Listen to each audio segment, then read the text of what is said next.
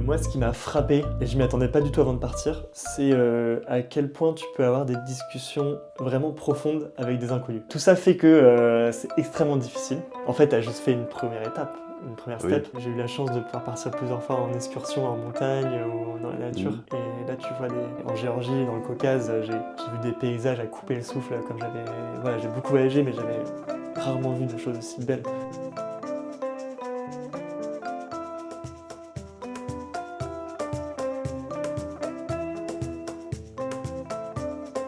Salut à toutes et à tous, je suis Nathan Frécon et je vous souhaite la bienvenue sur Itinéraire. Itinéraire, c'est le podcast qui donne la parole à la vie. Si vous ne connaissez pas encore Itinéraire, ce que je vous invite à faire, c'est d'aller écouter le tout premier épisode du podcast. C'est un épisode de présentation. Je me présente moi-même, je présente ma démarche. Donc l'écouter vous permettra de un peu mieux comprendre quelles sont mes intentions à travers ce projet. Cette semaine sur Discuss IT, on a échangé avec Vianney de Boisredon. Vianney, c'est un grand voyageur. On a parlé premièrement de la transatlantique qu'il a fait entre le Mexique et l'Europe en voilier. Et puis, on a surtout parlé de son dernier voyage de la France à l'Eurasie au Kyrgyzstan en autostop. Un voyage incroyable qui a donné lieu à l'écriture de ce livre, Step by Step. Ce que je t'invite à faire après ton écoute, si l'épisode t'a plu, c'est de venir nous dire en commentaire ce que ça t'a inspiré, ce que ça t'a apporté, quelles sont les petites choses dans l'épisode qui ont fait sens. De la même manière, pour soutenir le podcast et pour le diffuser, je te mets au défi de le partager à 5 personnes qui ne connaissent pas encore le podcast. Dans le sens où si l'épisode t'a apporté à toi, si l'épisode a fait sens pour toi, il y a vachement des chances qu'il fasse sens pour d'autres personnes. Je te remercie par avance pour tout ça et puis je te souhaite une bonne écoute.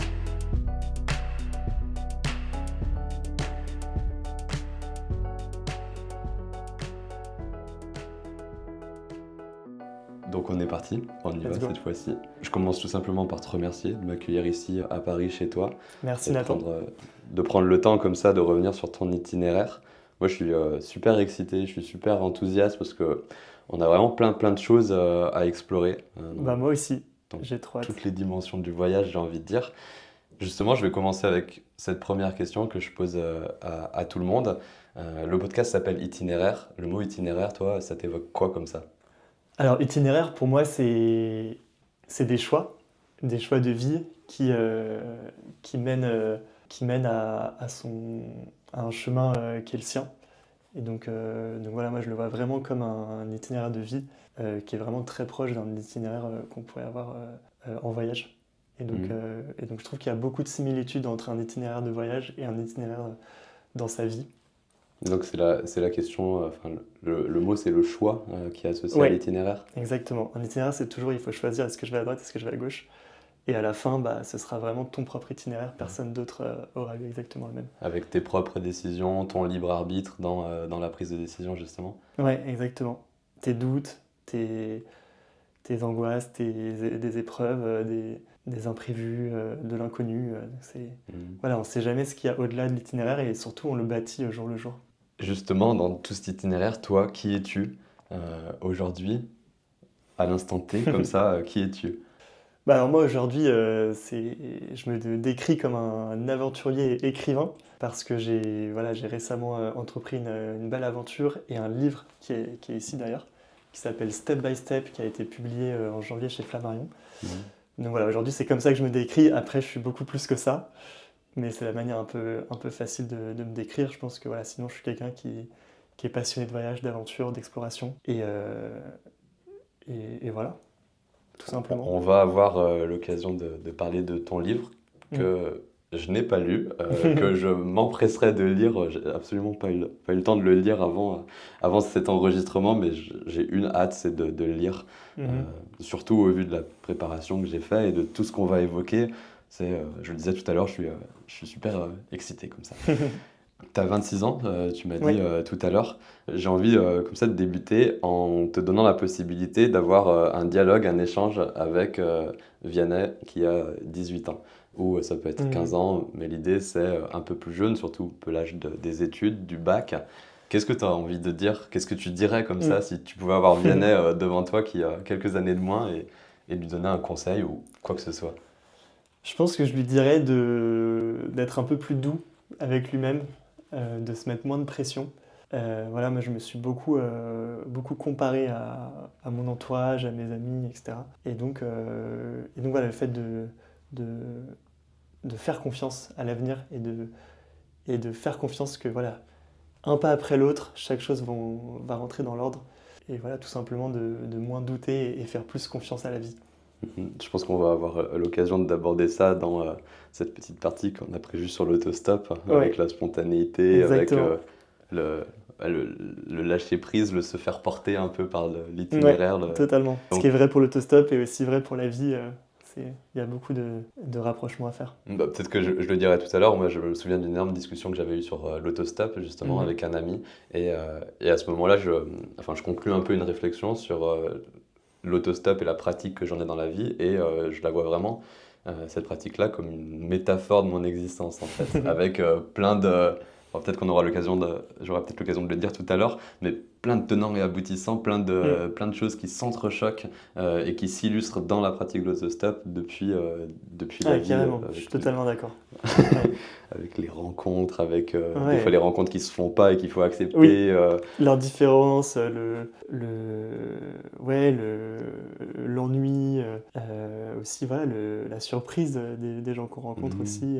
Et puis voilà, toutes les épreuves aussi, au moment où on attend des heures alors qu'il n'y a personne. On sait de quoi on parle. Donc Ouais, récemment, tu publies ce livre, Step by Step. C'est un voyage qui date de il y a à peu près un un an. peu plus d'un an. Et donc entre ce voyage et cette époque des 18 ans, il s'est passé quoi? C'est quoi ton Mm. parcours en grand bloc, grande période? Ouais, bien sûr. Tu le résumerais comment? Alors moi, il y a eu plusieurs moments forts. Je pense que le premier, c'était même un peu avant mes 18 ans, Ok, où à 16 ans, j'ai fait le choix de partir étudier en Angleterre. Donc d'accord. en fait, je voulais déjà apprendre l'anglais pendant un an. Et donc j'ai vraiment poussé mes parents à m'envoyer en Angleterre pendant un an. Et en fait, là-bas, j'ai tellement adoré l'expérience que je suis resté un an de plus. Donc j'ai fait ma première et ensuite ma terminale. Ok. Et j'ai passé le bac là-bas. Et ensuite, c'était une grosse décision pour moi parce que ça m'embarquait pour, au lieu de passer un an, finalement, j'ai passé 5 ans. Après, j'ai poursuivi avec 3 ans d'université, En où là, Angleterre? en Angleterre aussi, où là, j'ai étudié la politique, la philosophie et l'économie. D'accord. Donc, trois matières qui sont très différentes et en même temps, il y a beaucoup de liens entre elles et qui, moi, m'ont vraiment aidé à mieux comprendre le monde et ont vraiment attisé cette soif, cette curiosité de l'ailleurs. Et donc je dirais, voilà, ça c'est les moments structurants. Et puis après, entre tout ça, il y a eu différents stages à l'étranger, notamment un au Sénégal où je travaillais pour une entreprise sociale sur place, un deuxième de 6 mois à Hanoï au Vietnam D'accord. aussi, et où j'ai vraiment pu retrouver ce goût du voyage que j'avais eu dans mon enfance parce que mes parents étaient expatriés. Et donc ça m'a un peu ouvert à différents horizons. Et après toute expérience-là, j'ai poursuivi avec un master de commerce en France. Mhm. Parce que voilà, j'avais besoin aussi d'un diplôme français. Et après, j'ai poursuivi voilà, entre les différentes césures ou après les études, des expériences de voyage avec une dimension peut-être un peu plus aventure, en mode vraie sortie de ma zone de confort. Mhm. Et donc voilà, on pourra en parler plus en détail tout à l'heure, mais notamment entre mon Master 1 et Master 2, j'ai eu du temps libre puisque j'ai eu un échange annulé et un stage annulé. Et donc là, je me suis dit, tiens, est-ce que ce serait pas le moment de me lancer le défi de traverser l'océan Atlantique à la voile? Ce que tu as Ce fait. que j'ai fait. Et ensuite, après mes études, j'étais voilà, fasciné par l'Asie centrale, qui est une région dont on parle très peu, enfin en tout cas que moi je connaissais très mal. Et donc là, à ce moment-là, je me suis dit, bah, j'ai vraiment envie d'y aller, j'ai envie d'y aller de manière un peu plus éco-responsable et avec cette dimension d'aller à la rencontre de l'autre. Par rapport à la transatlantique où on est plutôt seul, là j'avais vraiment cette soif de rencontre. Mhm. Tu Et risques donc pas de croiser quelqu'un en plein voilà, milieu de l'Atlantique. non, bah il y a tes coéquipiers, mais tu les vois tous les jours, donc Peut-être que t'as pas envie de les croiser voilà, certains jours sur justement, le bateau, tu mais les évites. Et voilà, et du coup, je me suis vraiment dit, allez, l'autostop, c'est quand même le meilleur moyen pour aller à la rencontre des gens. Mhm. C'est globalement écologique. Tout est débattable, mais c'est quand même assez écologique comme moyen de voyager. Et du coup, je me suis dit, allez, let's go, j'y vais. Plus de 15 000 km m'attendent pour arriver là-bas. Et donc, encore un sacré défi d'aventure. Mhm. C'est sans doute pas le dernier, je pense que t'en as déjà d'autres en tête. Bah, forcément, c'est un peu additif. Je le conçois À bien. court terme, pas forcément, mais oui, oui, j'y pense beaucoup. Ouais. Je pense que quand on a voyagé de cette manière-là, on a toujours cette petite Mm. chose qui fait qu'on est prêt à repartir, ou du moins on en a l'idée.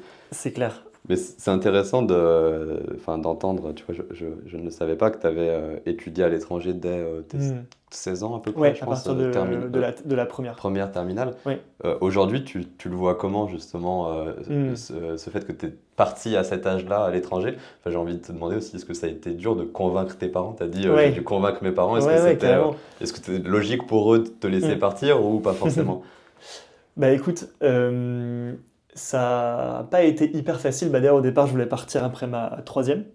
D'accord? Donc il y a eu un an de retard, donc ça a mis quasiment un an de vraiment les convaincre avant qu'ils disent bon ok c'est parti on t'envoie. Je pense que j'ai la chance d'avoir des parents qui étaient extrêmement encourageants et surtout qui pouvaient se permettre d'envoyer leur fils à l'étranger parce que c'est pas toujours évident pour tous les parents, Mhm. même financièrement etc. Donc j'ai eu beaucoup de chance à ce niveau-là. Et voilà après ils m'ont encouragé même quand j'ai voulu poursuivre, ils ont continué à m'encourager. Et par rapport au début de ta question, je pense qu'effectivement ce premier choix a conditionné beaucoup de choses derrière parce que c'était la première fois de ma vie où j'ai pris un gros risque Mhm. et que ça a payé.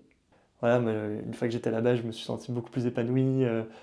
Je me suis fait des superbes amitiés avec des Anglais. J'ai ensuite, c'est comme si, bon évidemment il y a des épreuves, c'est difficile, etc. Mais comme si petit à petit tous les clignotants se mettaient au vert et que voilà, Mhm. ça y est, maintenant c'est mon itinéraire, c'est ma voie. Et donc j'ai vraiment eu une sorte de second souffle à partir de ce moment-là. Et après, bah oui, clairement ça m'a donné confiance de prendre des risques par la suite aussi. Et j'ai réalisé que voilà, la prise de risque avait aussi beaucoup de bons. Je parle de prise de risque plutôt dans sa vie personnelle et Oui. professionnelle. Et j'imagine qu'il y a de la satisfaction quand tu vois un peu ces voyants tourner au vert, Mm. avec la mémoire justement de la prise de risque ou du moment challengeant. Enfin, moi je me rappelle quand je suis parti, j'ai vécu un an en Suède.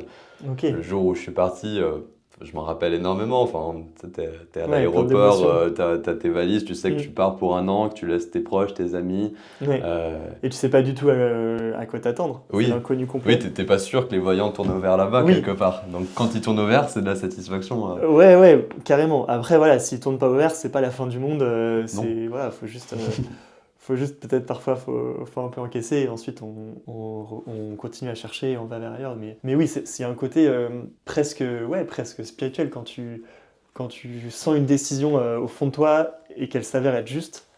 Quelque chose pour moi en tout cas, d'extrêmement rassurant. De me dire, bah ouais, en fait, si je suis mon intuition, bah je me tromperai pas. Mhm. Et une fois que tu es là-bas, donc en Angleterre, comment est-ce que tu vis ces années, un peu d'un point de vue scolaire? Mm. Tu es à Oui. l'université, donc tu as ces matières, comme tu disais, à enseigner. Comment est-ce que, qu'est-ce que c'est ta relation avec Mm. l'enseignement, avec la scolarité? Ouais, ce qu'il faut savoir, c'est que le système anglais est complètement différent du système français. On a beaucoup moins d'heures de cours. Mhm. Donc, tu vois, on avait 3-4 heures de cours par jour. Le reste du temps, c'était soit du sport, soit du travail personnel. Voilà, on nous poussait beaucoup à travailler en autonomie. Et du coup, c'est un système où on est beaucoup plus responsabilisé. Et donc, moi, ça m'a plu, en fait. Ça m'a plu et je me suis beaucoup épanoui là-dedans. Après, voilà, c'est vrai que j'arrivais là-bas, je parlais pas anglais. Enfin, ou très mal au niveau scolaire de seconde, quoi. Et je me retrouve dans un système complètement anglais où en fait bah, je passe littéralement le bac anglais donc tu vois c'est pas juste apprendre l'anglais c'est aussi apprendre des matières voilà donc ça a été un sacré défi.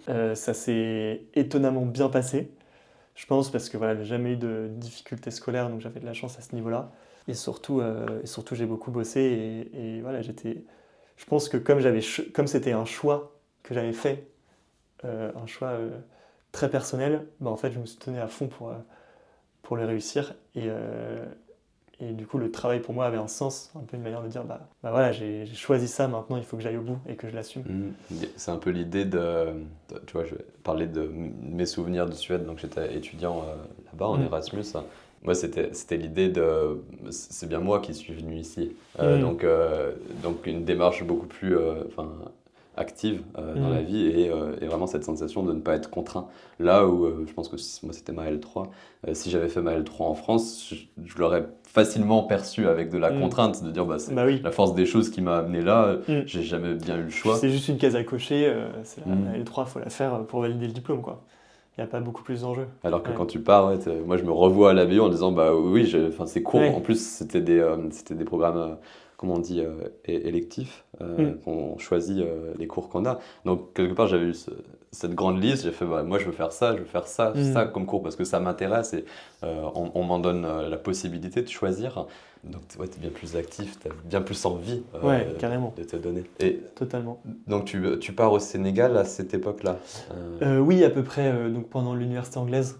Donc tu vois, j'étais l'équivalent entre la L1 et la L2, Mhm. en gros. Et du coup, là, j'ai eu la chance d'avoir l'opportunité de partir du coup 2 mois et demi en stage du coup dans une entreprise locale qui produisait des yaourts laitiers et qui en fait avait une dimension sociale puisqu'ils allaient chercher leur yaourt dans la brousse, donc vraiment dans des zones extrêmement rurales, quasiment dans le désert, à la frontière avec la Mauritanie.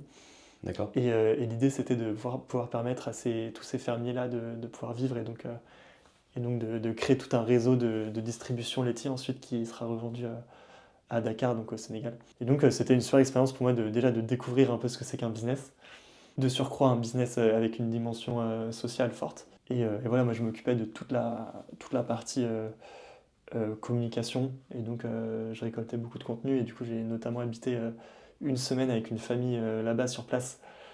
Donc ça, c'était assez marquant comme expérience de vraiment de vivre leur mode de vie en fait. T'as quel Euh, souvenir de cette semaine-là? Ou bah, juste complètement hors du temps, complètement déconnecté, aucun réseau, de vraiment vivre à leur rythme, c'est-à-dire la traite des vaches le matin, euh, le fait de voilà, beaucoup de temps où tu es juste assis à discuter, à boire du thé, etc.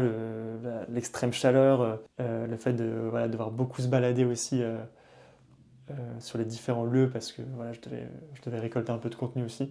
Enfin voilà, c'était vraiment fort de partager l'intimité d'une famille pendant plusieurs jours. Mhm. Une famille si éloignée de ce que j'avais l'habitude de côtoyer en fait. Et si on en vient au mot, MOTS bien sûr, euh, est-ce que est-ce que tu as l'impression d'avoir voyagé au Sénégal Hmm. ou autre chose? Est-ce que le mot voyage, il est approprié? Ah oui, totalement. Je pense Ok. que tu peux travailler à l'étranger et évidemment c'est très différent d'un voyage touristique. Mais oui, je pense que tu voyages en travaillant à l'étranger, totalement. Et surtout, peut-être même encore plus, parce que quand tu travailles, tu es obligé de t'imprégner de la culture, de Mhm. t'adapter en fait aux gens qui t'entourent. Mais Et justement, donc, c'était un peu dans ce sens-là que j'allais. Est-ce que c'est un voyage ou est-ce que tu as l'impression d'avoir habité en ah Afrique ouais. un jour? Moi, je suis entre les deux. Justement, j'en parlais Hmm. récemment avec une amie. Pour moi, donc j'ai passé un mois en Côte d'Ivoire en novembre 2022. Pour moi, j'ai pas voyagé en Afrique. Je peux pas dire que j'ai habité en Hmm. Afrique dans le sens où je vais dire que j'ai habité en Suède parce que j'ai passé un an. J'ai habité 2 fois en Suisse Ouais. parce que j'y ai travaillé 2 étés. Mais je peux pas le dire que j'ai habité en Afrique. Mais le mot voyage me convient pas du tout. Et en fait, je me suis Hmm. fait à l'idée pour moi, j'ai séjourné en Afrique. Oui, C'est un peu un mi-chemin entre le voyage ouais, et carrément. l'habitat. Oui, moi, c'est vrai qu'en 2 mois et demi, est-ce que tu peux dire que tu as habité? Pas vraiment. En même temps, tu as quand même vu beaucoup de choses. Donc oui, après, le voyage, il s'envisage de plein de manières différentes et c'est un mot qui regroupe plein d'expériences différentes. Voilà, tout dépend de comment tu définis le voyage. Donc les années passent Hmm. normalement, tu évolues dans ton cursus universitaire, tu rentres en France faire ton Ouais. master. Là encore, tu as des expériences de voyage. Je le disais, Hmm. une transatlantique. C'est quoi de passer, j'imagine que c'est plus ou moins un mois. euh, Ouais, c'était même 47 jours c'est quoi de parce qu'on a passer eu... 47 jours sur un Ouais. voilier en mer? Alors du coup, pour donner un peu de contexte, donc j'étais parti du Mexique, de Cancun, et l'idée c'était de rentrer jusqu'en Bretagne, donc à côté de Mhm, Vannes. Et donc pour ça, on a fait une escale aux Açores, qui sont des îles mhm. au large du Portugal. Et donc c'était ouais, un défi assez incroyable pour moi, puisque j'avais jamais fait de voile avant. Ok. J'ai Donc l'impression que c'est la situation de plein de personnes qui font une ouais, transatlantique. Enfin, ça sera carrément. la mienne. Moi, je souhaite en faire une un jour. Hmm. Ouais, j'ai jamais fait de voile. Pour autant, je suis prêt à y aller. Bah ouais, carrément, il faut y aller. Et après, voilà, il faut être conscient des risques et y aller avec des gens qui pourront t'accompagner au mieux et qui l'ont Hmm. déjà fait. Oui, vaut C'est mieux. mieux. Mais ouais, moi, du coup, je l'ai fait avec des inconnus. Donc, sur Bourse aux équipiers, j'ai trouvé un skipper qui devait convoyer un bateau en France. Ok. Et une équipière aussi qui habitait au Mexique et qui voulait rentrer en France. Du coup, on était trois. Et donc c'était une traversée ouais, finale de 37 jours jusqu'aux Açores. Donc avec beaucoup de... Voilà, on pourra... Je sais pas si je vais approfondir maintenant, mais beaucoup de galères, des avaries, des N'hésite tempêtes, pas à approfondir un etc. peu. Donc jusqu'aux Açores. Et ensuite 10 jours qui, eux, pour le coup, se sont bien passés jusqu'en Bretagne. Entre les Açores et la Ouais, Bretagne. Ok. exactement. Et donc c'était assez particulier parce que 5 jours après, j'ai commencé un job en fait. Donc j'ai vraiment eu zéro transition entre les deux. Mais c'était une expérience assez folle, ouais. Ouais, ça doit être abrupt. Ouais, le choc est assez abrupt. On aura l'occasion d'en parler justement, ton retour de ton grand périple en Asie centrale. Moi, je suis très intéressé par savoir comment ça s'est passé, le retour. Ouais. Les moments des transitions me passionnent. Quand on approche le départ, Mm. le jour du départ, et quand on approche le retour, quand il y a un peu à la fin du voyage qui se présente, quelque part, moi je le dis souvent comme ça, le deuil d'une période de vie, Carrément. le voyage retour, et puis après les premières sensations au retour, c'est vraiment des thématiques qui me passionnent. Mais alors tu te dis, enfin pas sans difficulté, le voyage du Mexique à l'autre côté de l'Atlantique, c'est quoi les difficultés? On les vit comment justement Ouais. dans le voyage? Alors du coup, première difficulté, le jour de notre départ, Direct. direct, le moteur tombe en panne. Donc juste on peut plus partir. Et en fait, c'est pas du tout rassurant avant de traverser un océan. De te dire que ton moteur, qui est quand même un peu comme ta bouée de sauvetage si vraiment t'es en galère, bah le truc il pète le jour même du départ. Donc ça déjà, ça nous a bien refroidi. Donc on a pris une semaine de retard parce que le temps de le réparer, même 10 jours, parce que le temps de le réparer, ça prend 3-4 jours de faire venir un mécanicien, etc. Et après, entre-temps, on avait loupé la bonne fenêtre météo, donc il fallait réattendre plusieurs jours. Donc ça déjà, ça met un petit coup de stress avant le départ. Tu dis, ah ouais, ça arrive en plein océan, et là, t'as l'air pas très malin. J'ai l'impression que ça te rappelle la réalité matérielle Ouais, de ça ton te voyage. rappelle le risque que tu prends en fait, et qui est difficilement palpable en fait. Enfin, t'as beau le savoir rationnellement, tu réalises pas forcément ce que ça veut dire dans les faits. Donc il y a eu ça. Les 2 premiers jours ont été très durs parce que mer très agitée, Ok. avec notamment l'ancre qui se décroche au bout de 2 jours avec la tempête, etc., et qui tapait contre la coque. Et donc ça, pareil, ça a été une galère pas possible pour la réattacher bien comme il fallait, Ouais.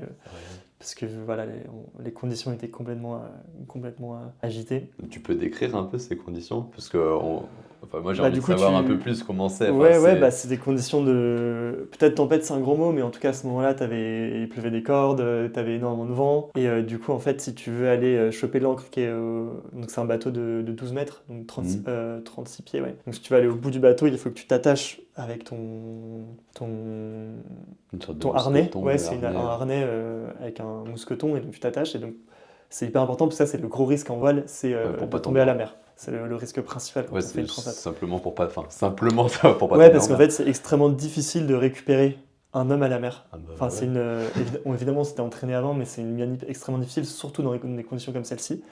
Donc, évidemment, tu t'attaches. Et du coup, bah, après, tu essayes de remonter à la main un truc qui pèse hyper lourd. Qui Et, est dans le remous ouais, et des puis en plus, il vagues. faut se coordonner parce que c'est électronique, donc tu as quelqu'un à l'arrière qui appuie sur le bouton pour remonter, et toi, tu dois faire en sorte que le truc soit bien dans l'axe. Et ensuite, on a dû l'attacher avec un boot, parce que le système de... Avec un? Avec un boot, c'est un bout de ficelle en fait. Ok. En navigation, on dit un boot, et du coup, tu l'attaches. Et en fait, du coup, ton ancre, elle est pour la caler, parce que sinon, il y a un risque qu'elle retombe. Donc, tu mets une sécurité, etc. Et donc, on avait vu après qu'il y avait ouais, des gros,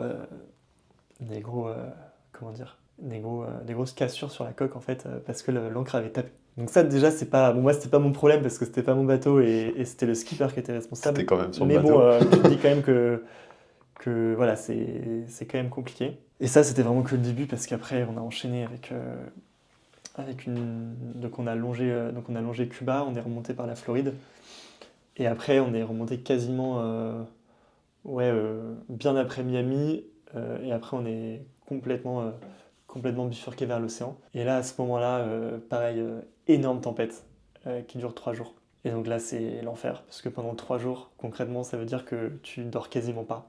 Enfin, en fait, il y a trop de mouvements dans le bateau, donc tu peux pas dormir. Tu peux pas cuisiner, donc tu manges que des barres de céréales, des gâteaux secs, etc. T'es en tension parce que bah, tout l'équipage est fatigué, donc il faut derrière réussir à garder son calme et rester positif. Ce qui devient, je pense, très compliqué au fil des jours sans Ouais, dormir. et la fatigue s'accumule chaque jour un peu plus. Et puis tu as tout simplement de la casse en fait pendant la tempête. Donc ça on l'a découvert plutôt après. À l'intérieur du bateau ou, Ouais, on a le notamment bateau lui-même. la drisse qui est le boot du coup qui permet de tenir la voile D'accord. qui a lâché. Donc en fait ça c'est arrivé vers la fin de la tempête et du coup à la fin j'ai dû remonter en haut du mât pour repasser dans le mât et tout réinstaller. Et donc ça c'est pas évident quand t'es en plein océan et que le bateau il fait comme ça. Toi t'es tout en haut et qu'en fait du coup tout est décuplé parce que t'as du mouvement.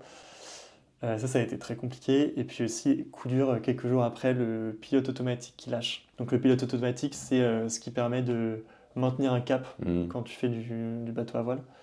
Donc ce qui fait que tu n'as pas besoin de tenir le volant. Et du coup donc, ce pilote automatique lâche. Et du coup là, ça veut dire concrètement qu'il faut toujours qu'il y ait quelqu'un qui tienne la barre. Ouais. Vous étiez combien sur le bateau? Et on était 3.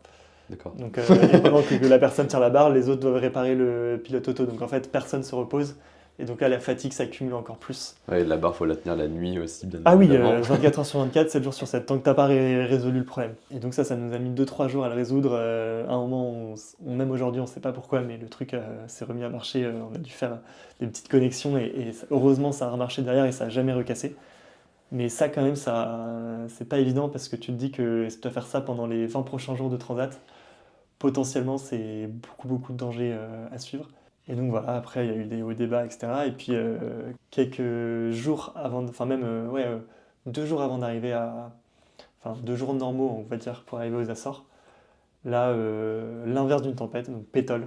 Pétole ça veut dire aucun vent. Ouais, aucun vent. Donc tu bouges Et pas. donc là tu bouges pas et ça a duré une petite semaine quoi. Et donc là c'est hyper frustrant parce que tu vois sur la carte les îles, tu vois qu'elles sont pas loin. Mais tu peux pas y aller parce que juste il n'y a pas de vent. Et donc ça dure des jours. Et ça, c'est vraiment ça fait travailler le mental et ça n'a pas été évident. C'est pour ça que ça nous a pris plus de temps. Normalement, ça aurait dû prendre 25-30 jours. Et C'est finalement, pour ça ça nous que a je disais pris. un mois tout à l'heure. Ouais. Et ça nous a pris beaucoup plus finalement. Et ce que ça va aussi, c'est que la transatlantique retour, elle est beaucoup plus compliquée que l'aller. Parce qu'à l'aller, tu as les alizés qui te portent pendant 2 semaines. En gros, en 2 semaines, tu peux être arrivé par exemple de Cap-Vert jusqu'en Martinique. Alors que là, le vent est beaucoup moins stable, donc tu es très souvent face au vent. Donc en fait, tu dois tirer beaucoup plus de bord. Donc voilà, c'était une sacrée galère et en même temps, toutes les émotions sont décuplées. Ouais, c'est des moments qui sont c'est très des très moments forts. qui peuvent être extrêmement puissants, extrêmement beaux. Par exemple, un lever de soleil, tout est décuplé. Enfin voilà, la beauté de la mer, tu la ressens vraiment. Et puis toutes les émotions négatives aussi. Donc quand tu es fatigué, tu es vraiment fatigué, tu es de mauvaise humeur. Enfin voilà, quand tu es frustré, la frustration elle est encore plus grande que si tu étais à terre. J'ai envie de te demander, il y a des moments où tu t'es dit tout simplement qu'est-ce que je fais là quoi, en étant sur le bateau, Bien sûr, donc sans pouvoir en sortir hein, Ouais, tous les jours. tous les jours. Surtout, tu peux pas abandonner. Tu vois, tu peux pas dire bon bah là j'en ai trop marre, j'arrête. Bah non en fait, parce que tu as des coéquipiers.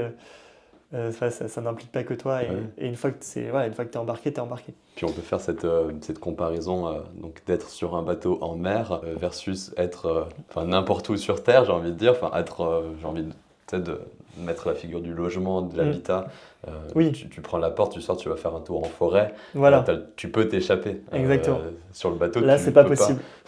Après, voilà, tu trouves des stratégies pour t'échapper. Tu sais, on fait des quarts toutes les 3 heures. Mhm. Et donc, déjà, quand tu fais le quart, globalement, tu es souvent seul. Donc ça permet quand même d'avoir du temps un peu plus seul. Puis le reste du temps, tu es tellement fatigué que tu dors, donc tu te ressources autrement en écoutant de la musique, j'avais téléchargé quelques films, en écrivant aussi. Tu J'avais trouves des beaucoup écrit. stratégies. Tu trouves des moyens de te ressourcer autrement que par tes moyens habituels. Tu vois, en ce moment, je fais des concours d'éloquence et il y a quelques semaines, il y a eu un sujet que j'ai pas eu, mais qui était l'ennui est-il nocif? Moi, si toutefois j'avais eu ce sujet, je répondrais à la négative en disant non, l'ennui n'est pas nocif, l'ennui c'est justement plein d'opportunités. Au regard vous dites comment, pétole? Ouais, la pétole. De cette Le manque de semaine vent. de Ouais. pétole, de stagnation, l'ennui est-il nocif? Tu t'en dis quoi? Pétole, de pétole, de stagnation, l'ennui est-il nocif? Tu t'en dis quoi? Pétole, de pétole, de stagnation, l'ennui est-il nocif? Tu t'en dis quoi? Pétole, de pétole, de stagnation, l'ennui est-il nocif? Tu t'en dis quoi? Bah moi je pense pas que l'ennui soit nocif. En fait, je pense que justement, comme tu dis, ça force à être créatif et aussi à puiser dans l'intériorité parce que t'as pas d'autre choix en fait. Donc tu vois, même cette semaine de pétole qui était extrêmement difficile à vivre, moi elle m'a permis d'être plus à l'aise avec la solitude, Mhm. de changer mon rapport au temps, de travailler ma patience parce que je suis quelqu'un d'extrêmement impatient, travailler mon mental aussi. Donc je pense qu'il y a, voilà, c'est pas nocif dans le sens où ça apporte plein de belles choses.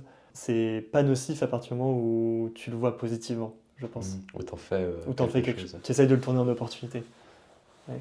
Donc, après cette stagnation, vous arrivez euh, en Europe, quelque part, et vous arrivez en Bretagne. C'est quoi le moment où on met les pieds sur On le voit la sol? terre ferme. Ouais, ouais, où on voit la terre ferme. Enfin, moi, Ouais. j'avais plus cette idée, tu vois, du moment où on met les pieds sur le sol. Mais si tu dis le moment où on voit la terre ferme, ça Je doit être pense que déjà c'est quelque le moment chose. où tu vois la terre qui est le plus impressionnant. Parce Ok, que là, tu te dis. Et encore, entre le moment où tu vois la terre et le moment où tu es vraiment à terre, il se passe quasiment 12 heures. Donc en fait, c'est ok. extrêmement long. Ah ouais, Donc tu as c'est le temps de énorme. processer le fait que tu es en train d'arriver. Et alors, il se passe quoi pendant ces 12 heures? Bah, juste, c'est la joie. C'est une forme de joie. T'as plein d'émotions qui se bousculent. T'as de la joie, t'as du soulagement, t'as de l'émerveillement, t'as de l'impatience, t'as de l'excitation, t'as de l'émotion un peu plus, on va dire, une forme de nostalgie qui déjà s'installe alors que t'es à peine arrivé. D'accord. Enfin, t'as plein de choses. T'as plein de choses et c'est extrêmement fort. Et du coup, c'est peut-être bien aussi qu'il y ait le temps vraiment de processer l'arrivée, tu vois. Pendant ces 12 heures, ouais, Ouais. Ouais, de pouvoir de un peu voir que tu gérer arrives, toutes de le ces comprendre. émotions, ouais. Parce que si t'arrives et que direct t'as 30 personnes qui... Enfin, ça dépend si les gens t'attendent, moi en l'occurrence personne m'attendait, mais si t'as du monde qui t'attend, je me dis que ça va être particulier de passer d'un environnement hyper confiné à directement se retrouver entouré de gens qui te posent plein de Mhm. questions et une espèce de brouhaha que t'as pas vécu depuis des semaines en fait. Et donc 5 jours après ton arrivée, tu le disais tout à l'heure, tu commences Ouais, un job. Ton premier job peut-être post-études ou en fait c'était une alternance Ok, pour mon Master 2. d'accord. Donc ouais, en fait, ce qui s'est passé, c'est qu'évidemment, bah, la transat a duré plus longtemps que prévu.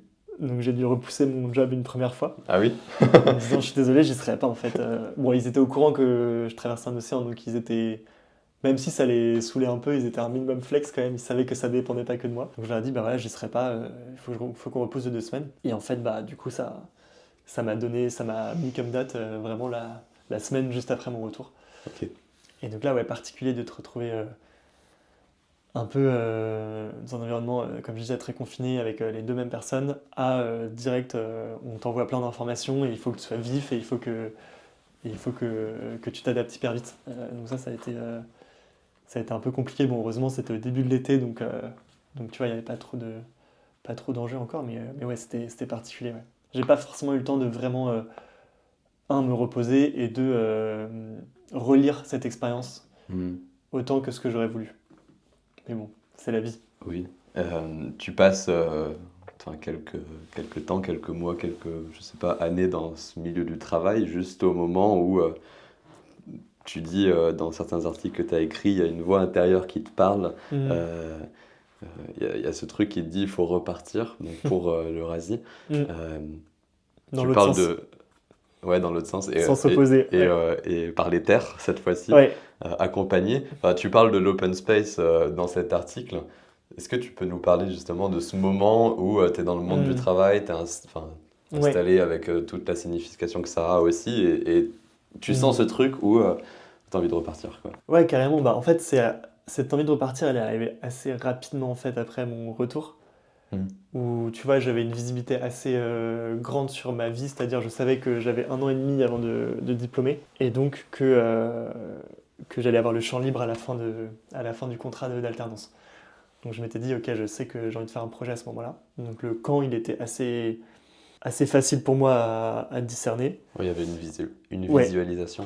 ouais. Et puis comme je te disais tout à l'heure, le comment, bah moi c'était, enfin le où déjà, pour moi c'était un projet sur la rencontre parce que j'avais vraiment cette soif-là à ce moment-là. Voilà, la transat c'était incroyable, mais j'avais cette envie vraiment de vraiment aller à la rencontre et aspirer à plus d'essentiel que je retrouvais pas forcément dans un quotidien parisien en start-up. Donc voilà, il y avait une sorte aussi de vouloir sortir de ma zone de confort et découvrir en fait, des nouvelles personnes, des nouvelles manières de vivre, différentes cultures, etc. Mm. Et ensuite, bah, du coup, j'avais un peu ça qui était clair. Et puis, j'avais cette envie d'y aller de manière, avec une dimension d'aventure, et deux, de manière éco-responsable. Donc, c'est là où l'autostop est un peu venu dans ma tête en mode, bah oui, en fait, déjà, je savais que j'avais 4 mois. Donc, l'autostop, ça me permettait d'être à peu près dans ces clous-là pour arriver jusqu'en Asie centrale. Et surtout, en fait, c'était vraiment ce moyen d'aller à la rencontre et de voyager de manière un peu éco-responsable, donc sans prendre l'avion. J'imagine que tu en avais déjà fait de l'autostop auparavant. Un peu, j'en avais fait un peu, bah, justement avant de traverser l'océan Atlantique, du coup je m'étais retrouvé au Mexique et j'étais au Costa Rica au départ, donc j'ai fait l'Amérique centrale en bus, à pied, en stop, en moto, enfin voilà, de plein d'air différents, donc j'avais fait un peu de stop là-bas. Et sinon, tu vois, un petit peu avec des copains en France, mais pas beaucoup plus que ça. Ouais, sans C'est la plus. première fois que j'entreprenais un si long voyage en stop. Et peut-être la première fois. Ah non, seul, t'étais seul Ouais, j'étais seul à Amérique ce centrale. moment-là, mais tu vois, ça avait duré un mois. Donc là, je partais Ouais. sur 3 mois seul, c'est encore un niveau au-dessus. Et donc, j'étais pas non plus totalement prêt pour ça. Et comment est-ce que c'est reçu par tes proches, ta famille, tes amis Mm. Enfin, tu dis que tu étais à Paris à ce moment-là. Comment c'est reçu par ton environnement Mm. un peu cette rupture de dire bah, enfin, ce travail, non, et je pars Mm. pour ce genre d'aventure? Comment est-ce que c'est reçu? Est-ce que c'est compris? Est-ce que tu ressens de la peur dans ton entourage, de l'inquiétude pour toi? Ouais, bah écoute, les gens réagissent tous de manière différente. Oui, Je pense que la chance que j'ai eue, c'est que mon entourage très proche m'a tout de suite soutenu. d'accord. Enfin, j'ai pas eu l'impression de devoir les convaincre de quoi que ce soit. Dans le sens où, voilà, quand je leur expliquais mon projet, j'avais des étoiles dans les yeux et ils me disaient, bah Hmm. ouais, si tu sens que c'est ça, vas-y, fonce. Donc ça, c'est quand même une immense chance que je réalise, surtout aujourd'hui. Et puis évidemment, bah, il y en a qui comprennent pas et du coup qui posent beaucoup de questions, disent, mais attends, tu vas partir, mais comment tu vas retrouver un job derrière, comment tu vas t'en sortir? Voilà, parce que à cette époque-là, on était plutôt dans une démarche de commencer son premier CDI. Donc, tu vois, on parlait d'itinéraire tout à l'heure, bah, eux ils partent à droite, moi je pars à gauche. Mhm. Et toi, c'est une inquiétude que tu as, Moi, l'idée de comment est-ce que je vais faire pour rempiler sur un CDI éventuellement derrière, enfin tu te projettes. en l'occurrence, non, pas du tout, parce que je pense que l'expérience m'a appris que justement entreprendre des grands projets comme celui-ci, ça ouvre des opportunités plus que ça enferme. Mhm. Et en fait, s'il y a des gens que ça dérange, bah en fait, peut-être que je suis pas fait pour travailler avec eux. Et moi, j'aimerais travailler avec des gens qui valorisent ce genre d'initiative. Donc moi, je ne voyais pas du tout. Au contraire, moi, je le voyais comme bah, c'est incroyable. J'ai tellement de choses à raconter. Je vais tellement grandir. Je vais tellement pouvoir vendre ça derrière, en fait. Mhm. Donc j'avais aucun souci à ce niveau-là. Mais voilà, après, je pense que ça parle aussi de la peur des autres. Tu vois, les questions, les remarques qu'on se prend, c'est Et souvent. de l'influence que ça peut avoir. Moi, ce que tu dis là, ça me renvoie quand je suis en L3, donc en Mm. Suède. Euh, Après la L3, j'ai fait une année sabbatique. C'était vraiment sabbatique parce que c'était pas césure, j'avais pas un master à la sortie, c'était pas encadré, on va Mm. dire. Et j'avais des personnes qui autour de moi, mais vraiment, enfin, plutôt des gens de mon âge, mes amis en Suède, qui me disaient mais fais attention parce que ça peut être super compliqué de recommencer en master derrière une année de césure. Comment est-ce que tu Mm. vas le justifier? Et j'avais un peu ces mêmes propos que tu viens d'avoir, dire bah, je disais, enfin, les personnes qui seront pas capables quelque part De de comprendre. comprendre quel a été l'intérêt pour moi Mm. de faire une année Ouais. sabbatique et pourquoi est-ce que je l'ai fait alors que c'est quelque chose qui m'animait, eh bien, un peu tant pis. Oui, en fait, J'irai si voir les jamais ils personnes qui sont me pas capables comprennent. de voir la valeur de ce genre d'expérience, c'est qu'ils valoriseront pas ton parcours et que par définition, du coup, ils te verront pas tel que tu es avec tout ce que tu as pu vivre. Et donc, il faut être entouré de gens qui apprécient ton parcours et qui sont assez alignés sur la manière de voir les Mhm. choses aussi. Je trouve ça important. Donc, au départ, pour l'Eurasie, on est à quelle date? Alors, c'est en septembre 2022. Et donc, ça va durer 80 jours, si je me trompe Ouais, pas. quasiment jusqu'à Noël, donc Euh, d'entre septembre et décembre. Est-ce que tu veux nous faire si tu devais le résumer, tu vois, c'est Hmm. très dur, hein, je pense, mais vraiment, je te donne 30 secondes Ouais. pour résumer ce voyage, tu dis quoi? Bah écoute, ce voyage, c'est un voyage en autostop et chez l'habitant, au départ du sud de la France, à travers l'Italie, les Balkans, la Grèce, ensuite jusqu'en Turquie, avec des hauts et des bas, notamment en Turquie où j'ai eu beaucoup de galères et en Géorgie ensuite. Et ensuite, voilà, beaucoup d'expériences marquantes aussi en Asie centrale, donc tous les pays en stan, Kazakhstan, l'Ouzbékistan, le Tadjikistan, qui était vraiment ma destination phare, avec voilà, plein de découvertes, plein de galères, plein de réflexions aussi que je raconte dans le livre. Donc voilà, c'est pas juste la description d'un voyage, c'est aussi tout le cheminement, donc step by step, un pas après l'autre, d'un jeune qui se lance dans un défi comme celui-ci. Justement, y a un article que j'ai lu où tu disais, enfin, ce voyage, c'est ce que tu es en train de dire, au-delà du voyage, le déplacement géographique, il a surtout 3 dimensions, tu dis initiatique, philosophique, spirituelle. Mais avant de parler de ça, moi j'ai envie de donner un peu d'indices sur la préparation matérielle. Enfin, comment est-ce que ça se prépare un tel voyage en termes de logistique, d'organisation? Enfin, combien de temps ça t'a pris? Comment ça s'est passé? Ouais. Bah là, tu risques d'être un peu déçu parce que Tu vas dire pas de préparation, j'ai quasiment et je rien le fait. comprends. Ouais. En fait, l'avantage de l'autostop, c'est que t'as rien à prévoir. Juste, tu fais ton sac et tu pars. Et du coup, j'ai très très peu prévu. En fait, j'ai vraiment commencé à... Évidemment, j'avais regardé un peu l'itinéraire avant, les pays par lesquels je savais que j'avais le droit de passer, les pays où ça allait être plus compliqué que ça, donc j'avais à peu près vite fait un tracé. Mais après, je savais que ça allait être les gens qui me prennent en stop qui allaient définir mon itinéraire. Ouais. C'est pas quelque chose que je pouvais prévoir à l'avance. Et donc ça, tu vois, j'avais très peu prévu. Tout ce qui est... je savais que je partais sans job derrière. Enfin voilà, j'étais en lâcher-prise complet. Voilà, la seule chose que j'avais prévue, c'était le matos.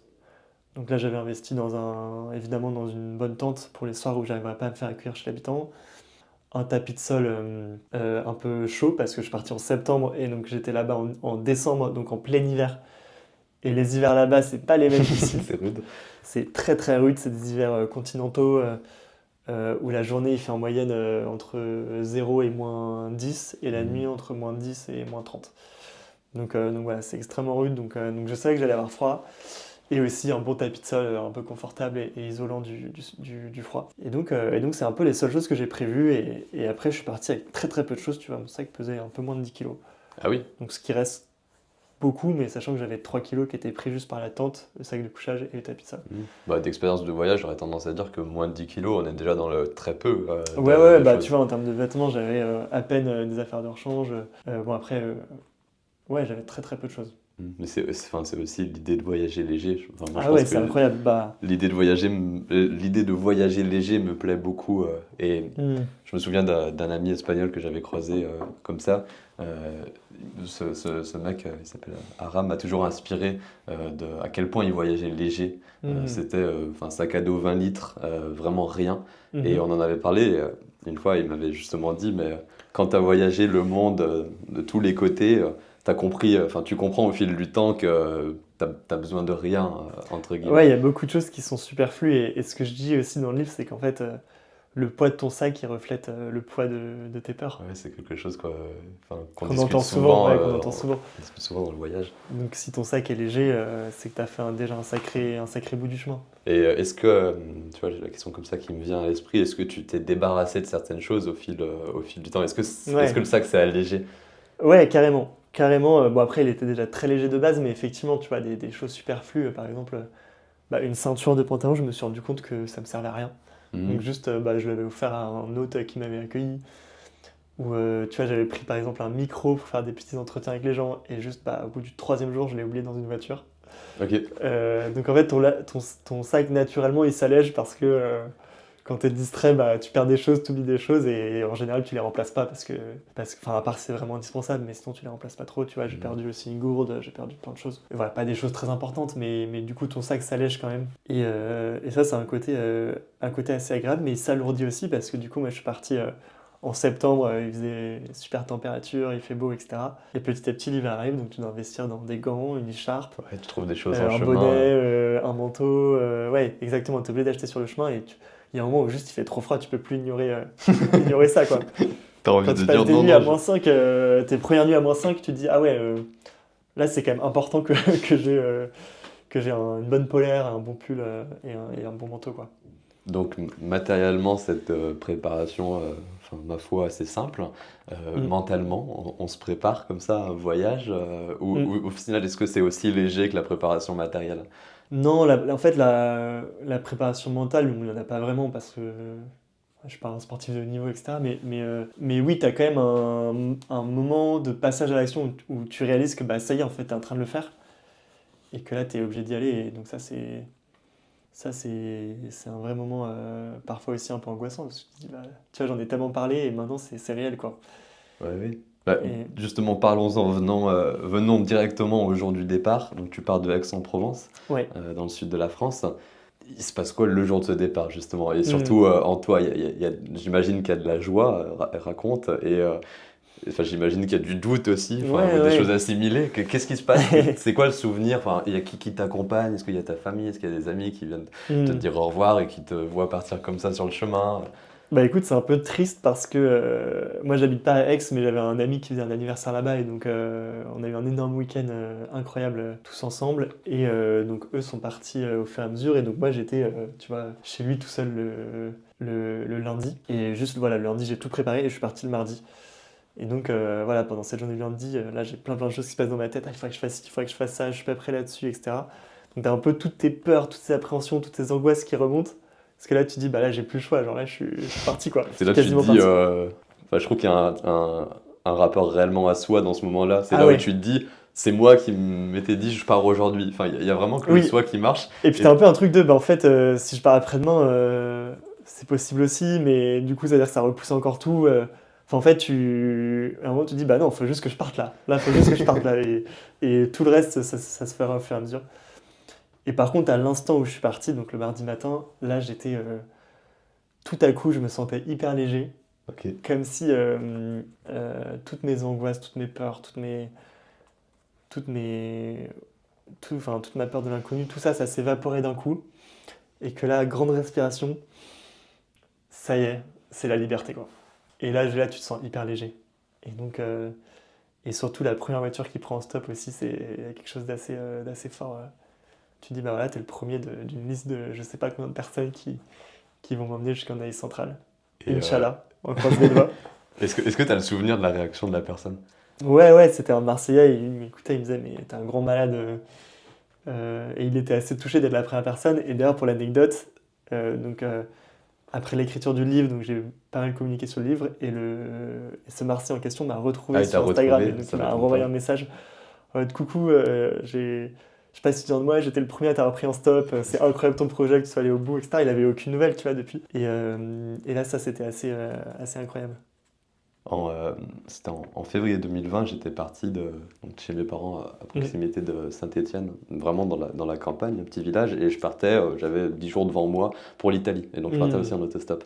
Et je me rappelle aussi, vraiment, je pense que j'avais envie de me faire rire ce jour-là, la première voiture qui s'est arrêtée, donc de mémoire c'était un samedi matin dans mon village, certainement la personne allait au village d'à côté ou quelque chose dans ce genre. Et j'étais en stop comme ça, et elle me dit, ah bah tu vas où? Certainement en attendant une réponse du style le village d'à côté ou quelque Mhm. chose de tangible, de compréhensible. Ouais. Et moi j'avais dit je pars en Italie, je vais à Rome. Et Mhm. enfin, je me rappelle de la réaction de la personne, je disais mais il me raconte quoi si, Ouais. si, Rome? et la personne m'avait pris, donc elle était aussi, Ouais. tu vois, un peu de la même manière, très contente d'être la première personne de ce voyage-là. Et de mémoire, enfin, elle m'avait donné son numéro, elle m'avait dit bah, Mm. tiens-moi au courant quand t'es à Rome. Je pense qu'il y avait un peu un aspect de défi lancé par la personne. C'était un peu en mode Ouais. j'ai envie de savoir parce que ça Et m'intrigue. surtout, ça a créé un lien tout de suite. Tu vas te dire, bah ouais, j'ai ce projet-là d'aller jusqu'à tel endroit qui est à des milliers de kilomètres, et les gens se disent, mais ah ouais, ok. Donc lui, c'est pas rigolo, quoi. Tout de Mhm. suite, tu as une dimension qui crée du lien, et la personne aussi commence à. Tu sais qu'on allait parler de l'autostop, mais la personne, du On coup, va y venir. commence à se livrer beaucoup parce que bah forcément, elle, ça lui rappelle aussi ses désirs, ses rêves, ses Mhm. envies. Et du coup, elle va aussi parler de ça, et donc tente tout de suite dans une dimension profonde en fait ok, Ouais, toi c'est quoi ta vision de la vie, c'est quoi tes aspirations? exactement. Bon, Je rêverais de faire ce que tu fais en ce moment. on va venir sur la profondeur du sub justement, mais sur Mm. sur les grandeurs de voyage comme ça, j'ai souvent fait moi, disons des allers-retours entre Lyon et la Suisse, bon, un peu comme ça, et je me souviens beaucoup sur ces trajets-là où certaines personnes me disaient, enfin s'arrêtaient et me disaient, bah, je vais pas pouvoir t'avancer beaucoup, je vais juste, Mm. enfin au rond-point où je sors là, et moi je connaissais pas mal le trajet, enfin je connais pas Ouais. mal le trajet, donc je savais qu'est-ce que ça représentait en distance. Et à chaque fois, je disais, ne vous inquiétez pas, je vais à Lyon ou je vais juste en Suisse, Ouais. que ce soit dans un sens ou l'autre. Et les personnes étaient un peu en mode, oh bah, ça t'avancera toujours un peu alors, mais Ouais. avec toujours de la Ouais, moi surprise. ça a toujours été ma logique de me dire si quelqu'un peut m'avancer, je le prends. Parce qu'en fait, tu sais jamais de quoi l'avenir sera fait et en fait, les gens se rendent pas compte, ils disent mais moi je vais juste là à 2 minutes en voiture. Ouais, mais 2 minutes en voiture, c'est 1 heure de marche pour moi. Donc en fait, si, Mm. ça m'aide quand même pas mal. Donc ouais, moi je disais toujours aux gens, bah franchement, je dis oui, même si c'est genre très proche. Mm. Et des fois, j'ai toujours eu. Enfin, j'ai fini par comprendre que l'avancée, on va dire, dans le stop, elle se faisait pas forcément par la distance, mais plutôt par le passage de points compliqués. Enfin, Hmm. c'est Ouais, sur des trajets beaucoup plus prévus, je pense, qu'un un oui. voyage comme toi, où là, justement, c'était sur un trajet, je partais de Lyon à Bordeaux, Hmm. euh, et il y a une personne, je me rappelle, c'était un commercial dans le domaine de la pêche, il avait plein de cannes à pêche dans son break, un truc comme Trop bien. ça. Euh, il m'avait fait du style, sur le trajet qui fait 500-600 km, il m'avait fait 10 km. On peut croire que c'est rien sur Ouais. l'autoroute, tu te dis, bah, le mec va pas beaucoup m'avancer. Et Et non, en c'était la fait, jonction à Bordeaux qui est hyper galère. bah, c'était beaucoup plus, c'était au-dessus de Clermont-Ferrand, mais Ouais. il y avait une double jonction. En gros, ça fait l'axe nord-sud Ouais. qui traverse la France comme ça en Hmm. descendant. Et puis, tu as l'axe qui arrive de Lyon, et juste au-dessus, tu as l'axe qui part pour Hmm. l'Atlantique. Et en 10 km, il m'avait passé les deux changements. Ouais, Et, qui peuvent être très techniques. et il me pose sur l'aire d'autoroute, il me dit ah bah, je suis vraiment désolé, je t'ai pas vraiment avancé. Et je le regarde, je lui dis mais mec, t'as fait tout mon trajet. Là, je suis Ouais. directement pour l'Atlantique. Maintenant, c'est enfin, d'air en air d'autoroute, step by step, quelque part. Je dis tu m'as Ah complètement ouais, non, mais avancé. c'est clair que. Et aussi, parfois, une personne qui va te prendre 5 minutes, tu vas sympathiser avec elle Oui. et tu vas vivre un moment hyper fort, même en quelques minutes. Et peut-être même qu'elle t'invitera boire un café, dîner un bout, ou même elle t'invitera peut-être chez elle aussi. Moi, j'avais aussi cette démarche d'habiter enfin, de loger Mhm. chez l'habitant. Donc ouais, pour moi, toute rencontre était bonne à prendre en fait. Il y a un article où tu dis l'autostop, c'est la diversité des rencontres, c'est la puissance du lâcher-prise et c'est la sincérité humaine. Est-ce que tu veux revenir, enfin, qu'est-ce que tu voudrais dire sur ces trois points, d'une manière enfin, Ouais, générale sur l'autostop? donc le premier point, c'est Diversité la des diversité des rencontres. rencontres. Bah alors, ce qui est assez magique avec l'autostop, c'est que tu arrives à avoir accès à un panorama de gens extrêmement large. Donc ça, c'est... Enfin, moi qui voulais un peu sortir de ma zone de confort, un peu peut-être de mes cercles aussi dans lesquels j'étais, bah, ça m'a vraiment donné une vraie bouffée de fraîcheur en me disant, mais c'est ouf en fait la diversité des gens. Tu peux être pris par un PDG Hmm. comme un ouvrier du bâtiment, par un moine comme un drogué, par, euh, j'en sais rien, quelqu'un de 90 ans comme quelqu'un de 17 ans. Enfin, en fait, c'est assez incroyable 17 ans normalement non, mais... Bah, 17, tu sais que maintenant tu peux avoir le Ah oui? permis à partir de 17. C'est pour ça que je dis ça. Ok. Mais oui, t'as raison, plutôt 18. Mais bref, et du coup, tu vois en fait une diversité de gens et ça te. Moi, en tout cas, ça m'a redonné foi en l'humanité parce que je me suis dit, mais Hmm. voilà, il y a tellement de trésors là partout là que c'est absolument magique. Donc ça, c'est la première chose. Et en fait, tout simplement, bah, ça t'ouvre l'esprit d'être en contact avec des gens très différents. T'es confronté à des opinions hyper différentes, à des gens qui ont une réalité de vie hyper différente, Moi, je pense que ça m'a beaucoup appris l'écoute, l'autostop. carrément. Euh, Bah, des- ça, c'est plutôt le troisième point, la Ah, sincérité sur la des. sincérité. Bah, Ouais. alors, deuxième point, puissance du lâcher-prise. Voilà, puissance du lâcher prise, l'autostop, il faut aussi être un peu honnête, c'est beaucoup de galères. C'est une manière de voyager qui n'est pas du tout efficace au sens propre où on l'entendrait, tu vois, dans un monde capitaliste. Enfin, productivité du temps. voilà, exactement, c'est vraiment le pire moyen. Enfin, en général, tu mets 2 fois plus de temps à voyager en stop que ce que tu aurais fait si tu avais juste pris ta caisse tout seul. Donc là, t'es quand même confronté à l'indifférence. Les voitures qui passent et qui parfois te regardent même pas, ou parfois sortent leur téléphone pour faire genre qu'ils t'ont pas vu. Enfin, t'as vraiment tout, et là tu te dis, mais oui, c'est trop frustrant, genre ils ont 4 places, pourquoi ils s'arrêtent pas? Et donc là, c'est un peu, ça lisse un peu ton ego. Où au début, t'as beaucoup d'ego, tu te dis, mais pourquoi ils s'arrêtent pas? Ouais, ça te fait travailler sur Ouais, tu te dis, ta valeur, ta place. exactement, qu'est-ce que j'ai. Enfin, pourquoi ils me prennent pas? Puis en fait, au fur et à mesure, tu réalises que les gens, ils te doivent rien en fait. Toi, tu leur demandes de l'aide, enfin, tu leur tends une main, et en fait, ils ont le droit de pas la prendre, et les gens, ils ont aussi leur vie, donc toi, à leurs yeux, tu fais pas partie de leur vie, pas partie de leur quotidien, donc ils ont aucune raison de te prendre. Et donc, ça permet aussi de remettre un peu les choses dans l'ordre. Mhm. On a tendance à avoir une très grosse image de soi en se disant, ouais, je suis important, etc. Là, tu réalises que non, non, t'es pas important. T'es, t'es vraiment comme monsieur tout le monde, et tous les trucs qui te valorisent aux yeux des autres, que ce soit ton diplôme, tes performances sportives, ton image de toi-même, ton métier. Ouais, là, ça n'existe pas. Tout ça, ça n'existe pas. Tout le monde part de zéro en stop. Et donc ça, c'est extrêmement puissant, je trouve. Ouais. Mais tu vois, c'est vraiment sur ça que tient mon allégorie Mm, sur le stop et sur la vie. Moi, le stop m'a beaucoup questionné sur la question du chemin et du partage du chemin. Euh, mm, J'aurais tendance à dire, eh bien, en stop comme dans la vie, tu es là sur le chemin. Donc quand tu es en stop, bah, tu es réellement sur le bord de la route et tu as le bras tendu. Mais dans la vie, tu es sur ton chemin de vie, on va dire. mm, Euh, et puis, il y a des personnes qui passent là. Et là, il va y avoir toutes les situations. Je mm, dis, il y a des personnes qui passent là, elles te voient et elles ne t'accueillent pas donc en mm, stop dans leur voiture, euh, dans la vie, bah, dans leur vie. Il peut y avoir cette situation. Et je trouve qu'il y a tout un jeu lié aux émotions, parce que toi, tu es là sur ton chemin, que ce mm. soit dans le stop ou dans la vie. euh, et enfin, là, c'est pratico-pratique du stop. Il y a des moments, les personnes, elles peuvent forcément t'avancer. Je pense que tu sais au sein de Oui. moi, entrée d'autoroute, Mm. tu es là en mode, forcément, vous Oui, pouvez m'avancer. il y a qu'une seule Ouais, ouais. direction possible. Tu sais Et que. donc, il y a des moments, tu es là sur le bord de la route et tu te dis, elles peuvent forcément m'avancer. Donc, moi, c'est la Ouais, notion pourquoi du elles le font chemin pas? commun. Ouais, On a un chemin à partager, on a un bout de chemin à faire ouais, ensemble. Et là, ça apprend, je trouve, réellement à se dire, eh bien, dans la vie, bien qu'on ait des bouts de chemin ouais. communs, Ça se fait pas toujours. voilà, il y a des Mm, personnes qui ne vont parfois pas le mm. voir, pas le prendre, pas le souhaiter. Et à côté, il y a des personnes Ouais. qui vont le prendre. Et j'ai vraiment Tu cette tends une allégorie. perche et les gens ils la Ouais, prennent ou ils la prennent pas. Ça, tu maîtrises pas en fait. Et c'est ça que je trouve beau dans l'autostop. Ouais. ouais. Et c'est comme dans la vie, tu tends des perches aux gens.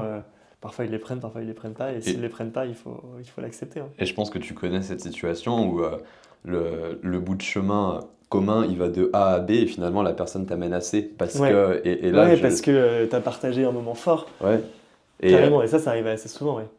et peut-être qu'on. Enfin, ouais, non, c'est vraiment sur la puissance du lâcher prise, vraiment ouais, la Mm. spontanéité et se laisser bercer par le Totalement. moment. Totalement. Troisième point, la sincérité humaine. Donc la sincérité humaine, moi ce qui m'a frappé, et je m'y attendais pas du tout avant de partir, c'est à quel point tu peux avoir des discussions vraiment profondes avec des inconnus. Mhm. Pour te donner un exemple, en fait en autostop, en général les gens qui te prennent en stop, c'est des gens qui sont ouverts d'esprit évidemment, donc ça fait un peu le tri, et des gens qui sont contents d'aller à la rencontre et de passer du temps avec un inconnu. Et c'est des gens qui parfois se sentent seuls aussi. Et donc le fait d'être là pour eux, en fait, je pense que c'est des gens qui parfois ont des choses à confier, ouais, ils ont besoin de se soulager de choses, et du coup, ils pourraient pas forcément en parler à leur entourage parce que c'est des choses trop lourdes. Mhm. Et du coup, moi, parfois, j'ai un peu l'impression d'être un psychologue avec les gens qui me prennent en stop, parce que, comme tu dis, on développe vraiment le sens de l'écoute. Et moi, j'ai passé beaucoup de temps à vraiment écouter les gens, poser des questions, réfléchir avec eux. Ok, dans cette situation, c'est intéressant ce que tu dis, est-ce que tu as essayé de faire ça?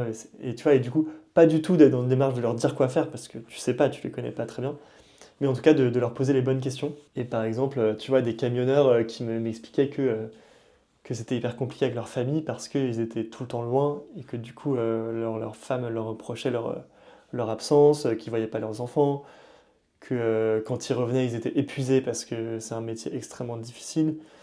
Et en fait c'est beaucoup de souffrance pour eux et c'est quelque chose qui était pas forcément évident à partager, tu vois. Ou quelqu'un qui a des galères de boulot avec ses collègues, etc., bah, il va pouvoir en parler en Mhm. autostop parce que toi tu connais pas ses collègues, tu les rencontreras jamais et il peut vraiment il peut vider son sac sans aucun problème.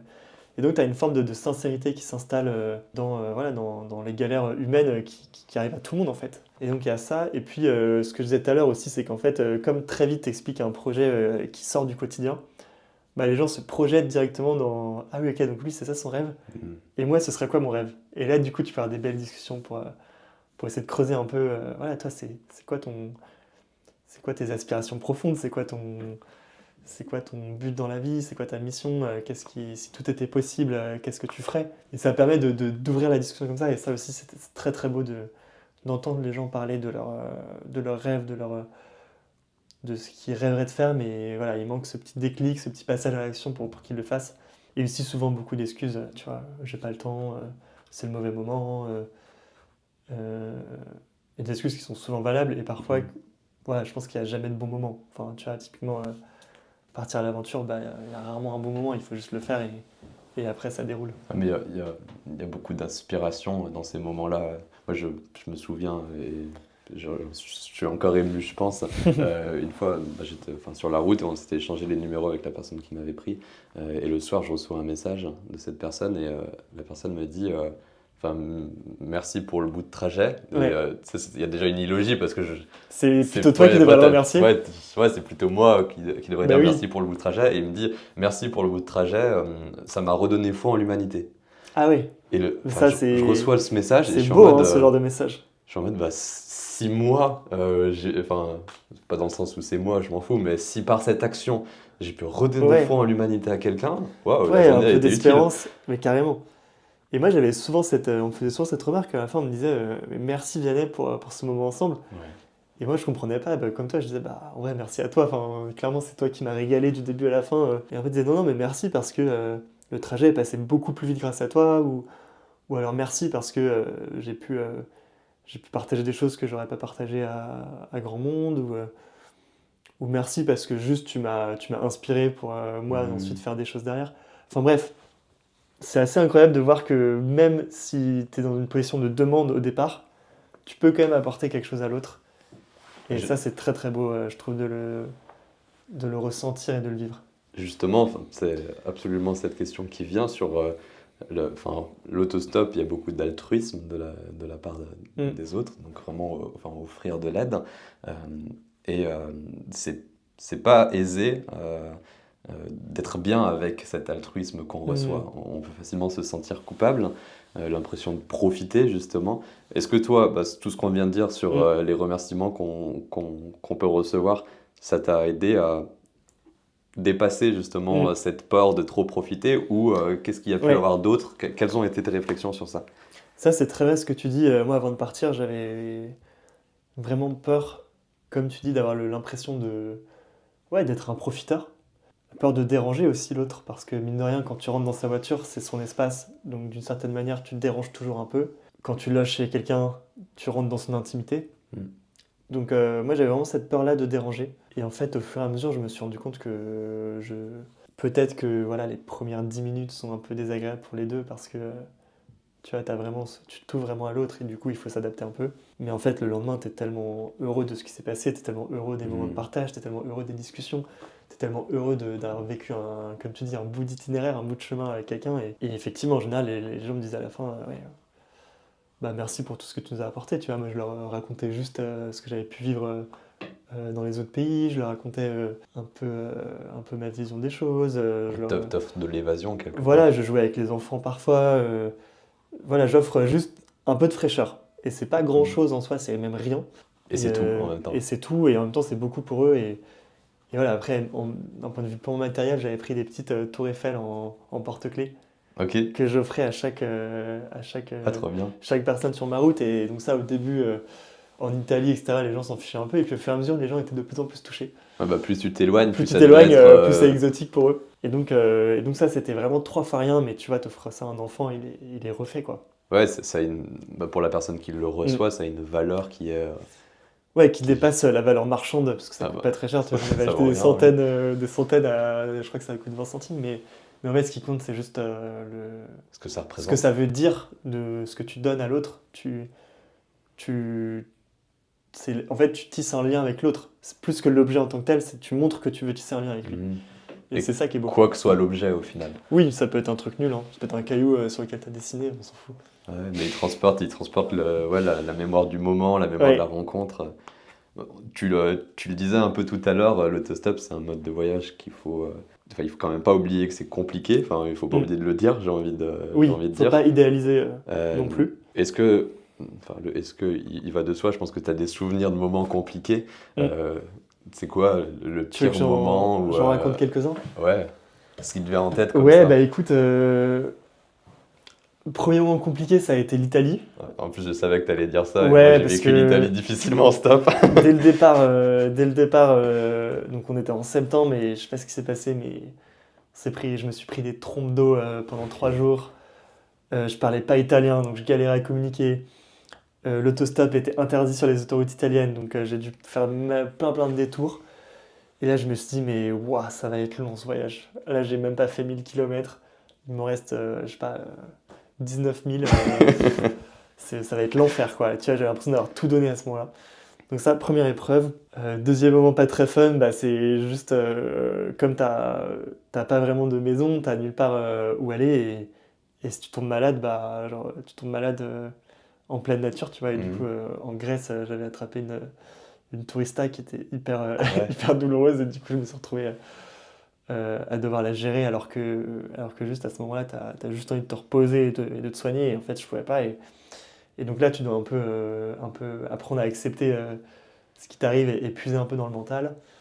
D'autres moments difficiles, ça a été plutôt vers la fin ou milieu fin où bah, j'ai quand même été confronté au froid. Tu vois, tu peux attendre 3 heures quand il fait moins 10 degrés dehors. Tu les sens passer les 3 heures. Tu vois, au début, j'étais vraiment en mode bon, au pire, c'est un peu de méditation, c'est cool, il fait beau, les oiseaux chantent. Là, vraiment, j'avais beau être bien équipé, j'avais quand même très très froid. Mhm. Et donc là, tu pousses même dans tes retranchements, même physiques. Tu le disais dans un article justement, ça me fait un peu penser au. Est-ce qu'il n'y a pas un goût pour l'inconfort? Toi, Ouais, tu un utilises peu. ces mots. Ouais, je pense que j'ai une tendance un peu sadomaso, mais non, c'est un grand mot, mais que j'aime me mettre dans ces situations-là. Ouais, en difficulté. Ouais, parce que j'ai l'impression que c'est là où je me révèle, c'est là où je découvre vraiment qui je suis au fond, tu vois, sans le masque, sans rien. Là, t'es vraiment à poil face à toi-même, quoi.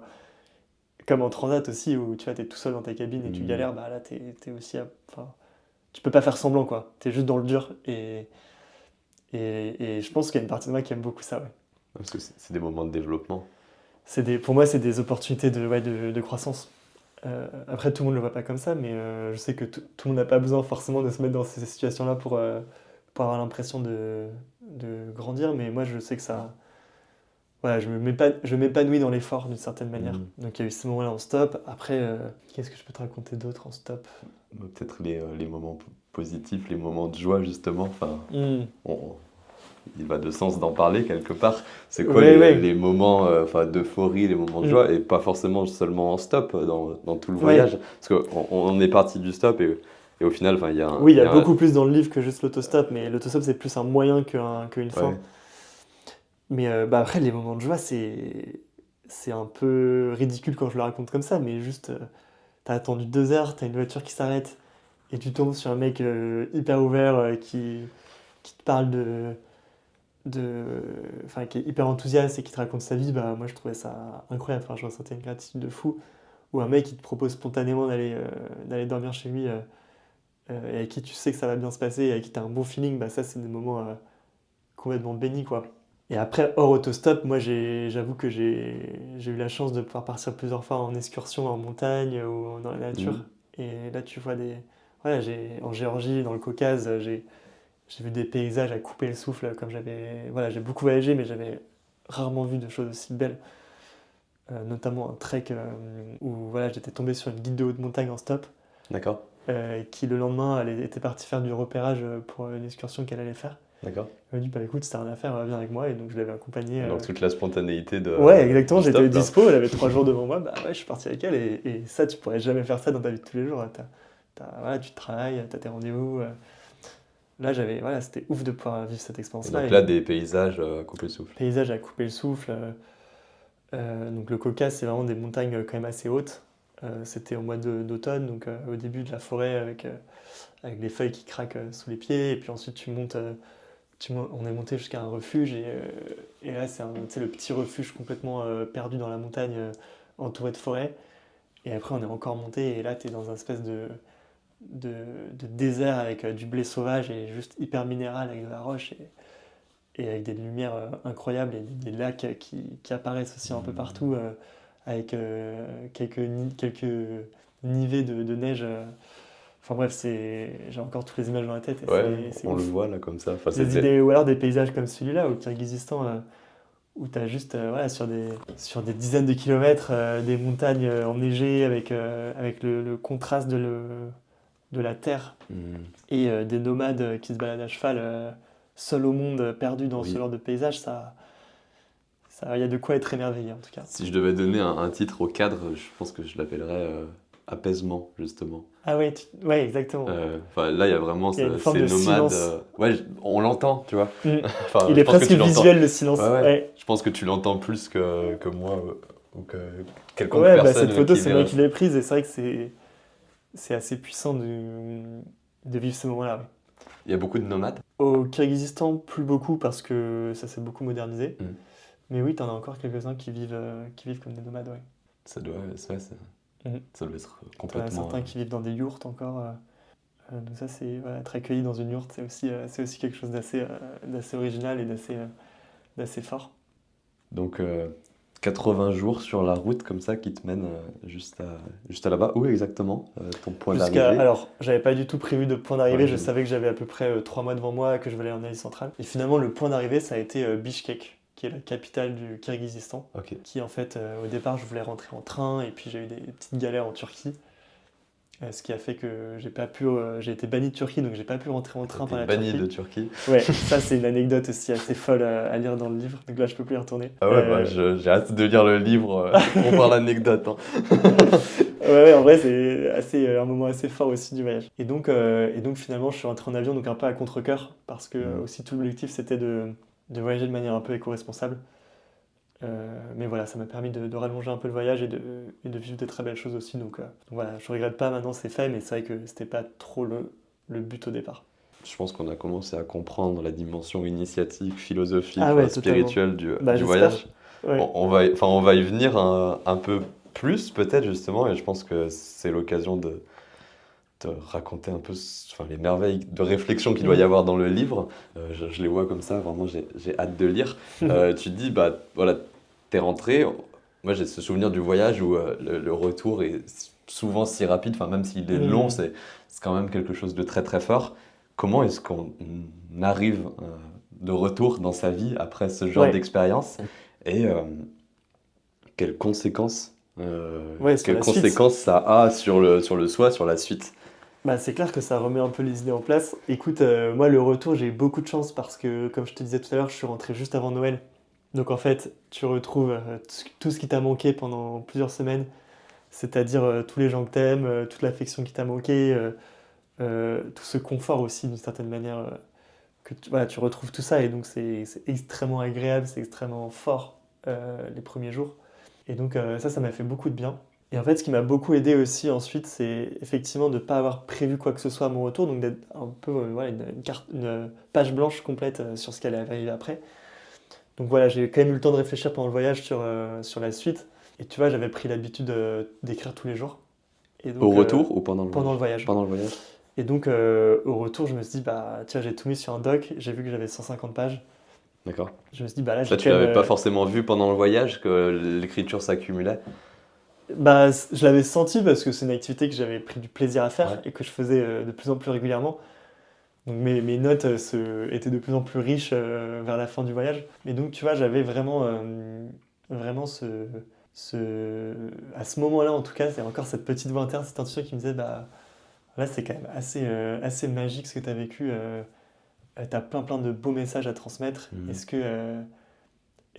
que c'est pas ça, en fait, qu'il faut que tu fasses maintenant? Ouais, est-ce que c'est pas le moment Voilà, et d'y du coup, je suis aller? entré un peu dans une petite période de discernement. Et où je me suis dit, bah non, en fait, c'est clair que c'est ça. Là, je me vois pas enchaîner avec autre chose, surtout que, tu vois, j'avais la déception d'avoir repris un job trop vite Au retour après la de... transat. Donc là, je me suis dit, non, je vais vraiment prendre le temps de relire tout ce que j'ai vécu, de processer chacune des expériences. Et donc, tu vois, l'écriture m'a vraiment aidé dans le retour, où ça a vraiment été en douceur, où j'ai pu un peu reprendre tout ça, relire chaque expérience vécue. Et donc ça a été un peu une manière pour moi de continuer le voyage d'une certaine Mhm. manière, Ouais, de le faire durer. le faire durer, ouais. Et donc ça m'a aussi permis de mettre par écrit plein de souhaits pour ma vie, plein de réflexions, plein d'envies, et donc aujourd'hui, voilà aussi la conviction que j'ai envie d'évoluer dans ce monde-là, dans le monde du voyage, du tourisme, de pouvoir proposer des voyages un peu d'exception aux gens avec une dimension, bah, comme tu disais tout à l'heure, très humaine, très intérieure, très responsable aussi. Et voilà, c'est ça qui me fait vibrer. Et si je me trompe pas, enfin, il y a ton grand-père, pas lancé le mot, mais c'est vraiment incité à Ouais, y aller sur l'écriture. Est-ce que ouais, le livre, enfin, ou du moins son existence, tu le mm. dois à ton grand-père? Ouais, en quelque sorte. Donc en gros, pour donner un peu de contexte, je suis rentré. Et donc justement, pendant cette période de discernement, bah évidemment, tu doutes, donc tu te poses des Ouais. questions. Et en fait, j'ai eu une discussion avec mon grand-père où je lui avais envoyé régulièrement des messages WhatsApp, tu vois, d'une vingtaine de lignes tous les 10 jours, avec voilà, mes ressentis, ce qui s'était passé. J'avais fait gaffe à ce que ce soit bien écrit, etc. Et donc j'ai envoyé ça régulièrement et j'envoyais aussi à ma famille et à mes proches. Et en fait, en lisant ces textes, il me disait, bah écoute, Yannis, Ouais, j'ai été très touché par tout ce que tu racontes. Je pense qu'il y a plein de choses que tu devrais creuser et je t'invite vraiment à écrire parce que je pense que t'as un talent pour ça. Mhm. Et en fait, venant de quelqu'un que j'admirais autant, Mhm. pour moi, ça a été aussi une forme de déclic où je me suis dit, mais attends, mais si lui me fait confiance, ça veut dire que je peux y aller. Quelqu'un qui a. Voilà, mon grand-père, c'est quelqu'un d'extrêmement cultivé, d'extrêmement curieux, d'extrêmement sensible. Donc je me suis dit, bah, si lui, il ressent ça, alors c'est que je me trompe pas et qu'il faut que je le tente. Et donc on va dire, ça m'a donné confiance. Et du coup, quand j'ai publié le livre, je l'ai dédié à mon grand-père.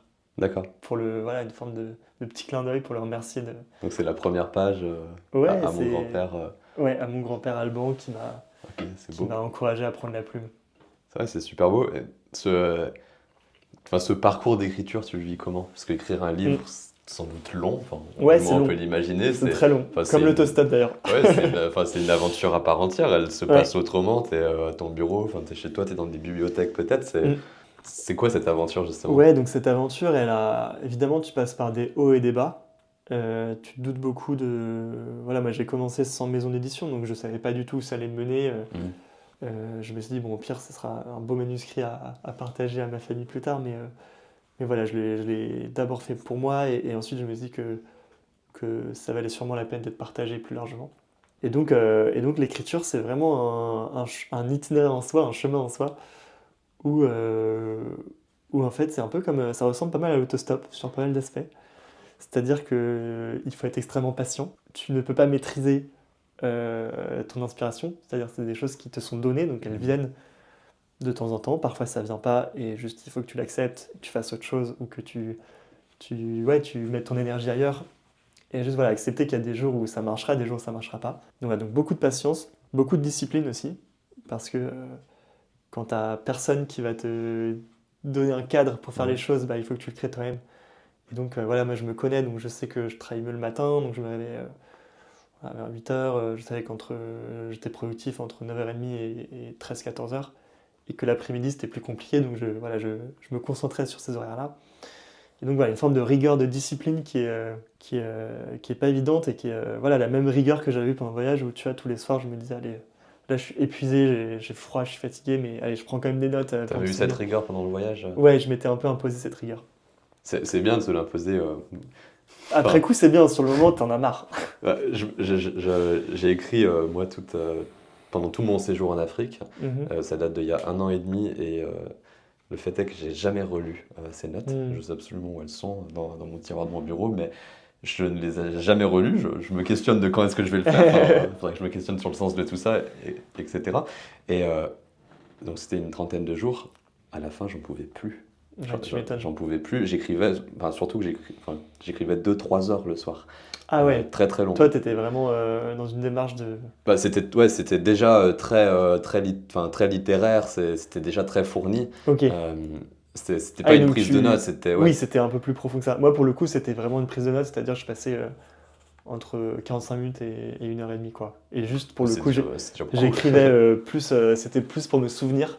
Oui, Donc tu vois, j'écrivais tout ce qui me passait par la tête. ok. Mais c'était, tu vois, quand je te dis les 150 pages de notes que j'ai à mon retour, c'était pas du tout trié. J'ai passé énormément de temps derrière à tout réécrire. Mhm. Et, et moi, arrivant comme ça, enfin, pas sur Mm. la fin, mais on va dire 2 tiers, donc enfin, il reste il reste du temps quand tu as fait 2 tiers, il reste un tiers, c'est une dizaine de jours. Euh, J'avais cette discipline de me dire, ce truc, je veux qu'il soit intégral, je veux Mm. que ça soit tout mon séjour, et de fait, enfin, j'y vais, je continue, et pour Mm. autant, oui, des fois, enfin, je pense que j'en pouvais plus, enfin, je peux le dire comme ça, je me disais, mais j'en peux plus d'écrire, de raconter, j'avais Ouais. mal aux doigts aussi, j'écrivais à la main. Ah oui, En fait. t'écrivais à la main. Ouais, Ouais. moi, j'ai tout fait sur ordi pour le coup. J'écrivais sur des feuilles blanches et enfin c'est Ouais. écrit en caractère Waouh. 8, interligne 0,5. Enfin, Ah ouais, tu t'es donné. c'était une sacrée aventure. Un jour je relirai tout ça, Bah oui, j'en ferai peut-être un je récit. pense que ce sera toujours rigolo à relire dans quelques années, ouais. Ah ouais, Carrément. carrément. Mais oui, enfin, donc sacrée aventure d'écriture, pas sans Mm. difficulté, comme on l'a dit. Est-ce que ça t'a permis de comprendre ton voyage dans des dimensions que tu n'avais Mm. pas compris? Pas compris assez, peut-être à la hauteur de ce que tu voulais. Ouais, ouais. Bah ouais, j'ai dû mettre des mots sur des choses que j'ai ressenties et sur lesquelles j'étais pas forcément capable à l'instant T. Je pense, par exemple, à toute la discussion qu'on a eue sur l'autostop, c'est aussi le fruit tu vois, de toute une réflexion que je me suis faite après coup. Ou par exemple aussi tout le, ouais, tout le cheminement des hauts et des bas, bah, en fait, voilà, de vraiment prendre le temps de dire ah oui, ça c'était magique et de vraiment, tu vois, t'en imprégner Mm. ou dire ça c'était extrêmement difficile, mais ok, qu'est-ce que j'en retire de cette expérience-là? Et en fait, être capable de. Tout ça, ouais, ça me porte aujourd'hui, tu vois. Il y a plein de moments dans ma vie où je me dis ah, ça me rappelle cette situation-là que j'ai écrit dans le livre voilà comment je l'avais géré, comment je peux le gérer aujourd'hui. Enfin, je trouve que c'est hyper riche en fait. Mm. Sans spoiler, c'est chronologique. T'abordes les choses comment? Ouais, c'est chronologique, donc je raconte pas que le voyage, je raconte aussi un peu la partie avant. Ok. Donc voilà, tout le, le départ du projet, comment est-ce qu'il a mûri, etc. Évidemment, le voyage en lui-même, avec toutes les réflexions pendant le voyage, ce que chaque rencontre m'a apporté ou m'a fait comprendre exactement. Et la fin aussi, voilà, expliquer voilà, qu'est-ce que ce voyage implique aujourd'hui dans ma vie, quelques enseignements, quelques retours sur l'expérience. Donc ça, je pense que c'est aussi la force de ce récit, c'est que c'est pas purement descriptif. C'est Mhm. aussi toute une dimension intérieure, personnelle et spirituelle. Enfin, je le comprends comme très complet, justement, où il y a enfin, ce récit de voyage où je pense qu'on peut se laisser bercer par les lignes. On avance avec toi dans le voyage et en même temps, enfin, toute une dimension beaucoup plus, voilà, c'est ce que tu disais, initiatique sur le soi, mais aussi philosophique sur la vie. Ouais. Ouais, Exactement, c'est un peu ça le fil conducteur, c'est le voyage intérieur à travers un voyage extérieur.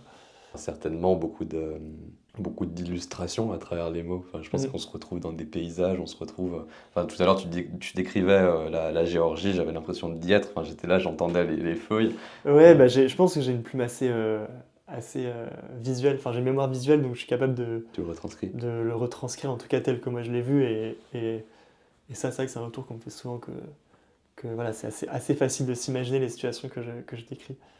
J'ai hâte de lire et de te faire un retour et comment on a Ouais, pu carrément, on en échanger. reparlera avec joie. Comment on a pu échanger avant l'enregistrement, de peut-être une nouvelle manière de percevoir ton voyage. Enfin, je pense que je l'avais perçu d'une certaine manière avant de vraiment se rencontrer. Là, j'en ai une nouvelle version. Enfin, Ouais, et t'as encore plus d'éléments plus tard. ouais. Le livre, enfin, c'est une aventure. Tu racontes l'aventure, c'est une aventure dans l'écriture. Il me Ouais. semble que c'est aussi une aventure, quand bien même on sortirait la dimension d'écriture du livre. Est-ce que tu veux nous parler justement de cette aventure et de ce que ça t'a apporté de te mettre à écrire un livre, mais vraiment Hmm. hors dimension écriture, Oui, manuscrit, plus tout ce qu'il y a autour. tout ce qu'il y a autour. Ouais. Ouais, parce qu'en fait, tu crois qu'une fois que t'as écrit le livre, t'as fait le plus dur. Mais en fait, c'est pas T'as fait vrai. le plus simple. Pas le Je plus sais simple, pas le mais plus simple parce que ça reste très difficile, mais t'as fait. En fait, t'as juste fait une première étape, une première oui. step. Et ensuite, donc là, t'as ton manuscrit, t'es super content, mais derrière, il faut le faire éditer. Et ça, c'est encore une autre paire de manches. Donc là, tu te transformes en écrivain introverti à. Tu deviens une sorte de commercial extraverti qui va aller démarcher tout le monde pour se faire éditer son livre. Et en fait, si tu regardes les statistiques, c'est extrêmement difficile. T'en as, on va dire, un manuscrit sur 100 qui est finalement édité, Mhm. toutes maisons d'édition confondues, Ce qui est, ce qui est très peu en fait. Et donc ça demande de beaucoup s'accrocher, de, d'un travail de prospection énorme, aussi être capable d'attirer l'attention des bonnes personnes au bon moment. Il y a aussi une grosse dimension juste de chance, de tomber sur la bonne personne au bon moment ouais, qui saura tendre qui est, l'oreille, ouais, qui est touchée par ton message, par ce que tu as à dire, qui croit en ton projet aussi, parce que eux ils misent évidemment sur un livre, mais ils misent aussi sur une personne. Donc une personne qui va réussir à porter son projet. Donc voilà, tout ça fait que c'est extrêmement difficile. Et donc moi à ce moment-là, une fois que j'avais fini l'écriture, je savais que j'étais pas du tout sorti de l'auberge, au contraire, que le plus dur commençait.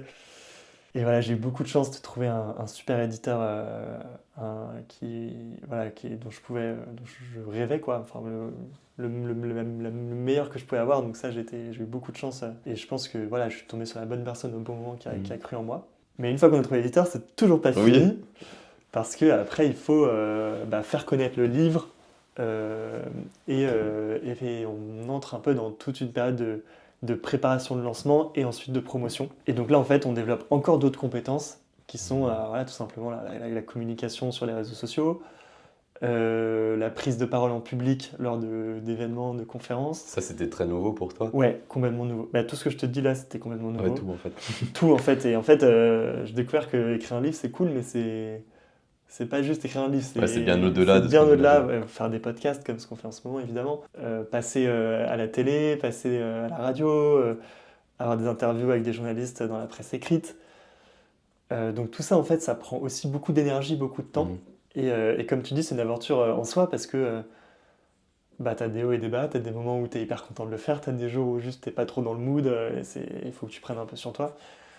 Donc tout ça, pour moi, ça a été complètement nouveau et ça a été un peu une nouvelle sortie de ma zone de confort, presque encore plus que le voyage en En lui-même. lui-même. Ouais, presque encore plus que l'aventure et en même temps, je suis extrêmement reconnaissant d'avoir pu vivre ça parce que c'est fou. Ouais, t'as certainement beaucoup grandi avec tout ça. Et est-ce que c'est, dans certaines dimensions, une aventure solitaire, Ah justement? ouais, très. Dans laquelle on est quand même beaucoup accompagné parce que enfin, Mm. t'es édité, j'imagine. Bah oui et non. Alors, du coup, oui, tout à l'heure, j'ai pas développé. Je disais que l'écriture avait quelque chose de très proche à l'autostop. C'est qu'en fait, il y a un côté extrêmement ingrat de, euh, de l'écriture, enfin de l'écriture d'un livre et de l'autostop, où en fait, ça demande énormément de temps. T'es pas du tout rémunéré financièrement. Enfin voilà, tu gagnes très peu d'argent. Donc tu as tous ces côtés vraiment extrêmement difficiles. Et en même temps, tu as une forme de dans cet inconfort, dans ce, dans ce, dans cet effort-là, tu as quelque chose de tellement enrichissant pour Mhm. toi, enfin pour la personne qui écrit. Et ça, c'est vraiment très, très, très, très fort. Alors effectivement, l'écriture, c'est aussi une aventure très solitaire. Parce que, voilà, que ce soit pendant l'écriture, le matin, tu te réveilles et tu es face à ton ordi et tu peux compter sur personne d'autre que toi-même. Ensuite, toute la partie recherche de maison d'édition, pareil, tu peux demander de l'aide à droite à gauche, mais au final, à la fin, c'est vraiment toi qui fais avancer le projet. Si tu tombes malade, Le projet, il est mis en pause, quoi. Et puis après, toute la promotion aussi, même si tu rencontres plein de gens, tu vis plein de choses, t'as beaucoup de travail qui se fait dans l'ombre et où finalement, t'es très seul aussi. Donc moi, je dirais que le voyage m'a énormément aidé pour tout ce qui a suivi parce que le fait de juste d'apprendre à être à l'aise avec soi-même et avec la solitude, c'est une richesse absolument incroyable. Ouais, une préparation étape par étape et Step certainement by step. que, ouais, step by step, hein. Et certainement que, enfin, ça fait vraiment étape par étape le voyage pour le Mm. livre, dans le sens écriture, l'écriture pour la publication, et certainement que la publication c'est une étape pour autre chose. Mm. Oui, Justement, peut-être d'autres euh, projets derrière. aujourd'hui, donc tu viens, enfin, il y a quelques mois, tu as publié ce livre, on est dans les premiers mois de publication. Mhm. Enfin, c'est un livre qui est très bien reçu, si je me trompe pas, avec de super retours. Ouais, ça aussi, c'est une chance de voir qu'il y a une résonance chez les lecteurs. C'était aussi un facteur de doute au départ. Ok. Et donc, ouais, il y a un côté, voilà, tu sèmes beaucoup et c'est chouette aussi de pouvoir récolter derrière. Ouais, et ça doit être chouette, j'imagine, de voir que ouais, ça procure quelque chose Mm. chez les lecteurs. Que ça les touche, ouais, carrément. Que c'est pas au final, enfin, je dirais intérêt personnel, c'est pas vraiment ça le sens. Enfin, Mm. ça n'a pas du sens que pour toi. C'est Ah oui, moi je l'ai vraiment écrit dans une démarche d'apporter de la valeur au ouais. lecteur, donc c'est pas du tout. Enfin, tu vois, ce que je raconte, c'est pas du tout pour mettre en avant mon aventure à moi. C'est Mhm. plus de pouvoir permettre aux gens de se questionner eux-mêmes sur leur rapport au voyage, sur leur rapport à la solitude, sur leur rapport au travail, leur rapport au temps. Enfin, voilà, plein de questionnements un peu sur leur vie et je pense que ce livre pourrait les faire réfléchir et ouvrir des portes. À 2-3 ans, tu dois faire quoi, toi, dans les deux Hmm. trois prochaines années? Bah écoute, à court moyen terme, je me vois travailler justement dans l'univers du voyage responsable, du voyage plus authentique. Donc vraiment, voilà, me faire une vraie expérience dans ce domaine-là pour ensuite, donc je pense à la question suivante, pour à plus long terme, Mhm.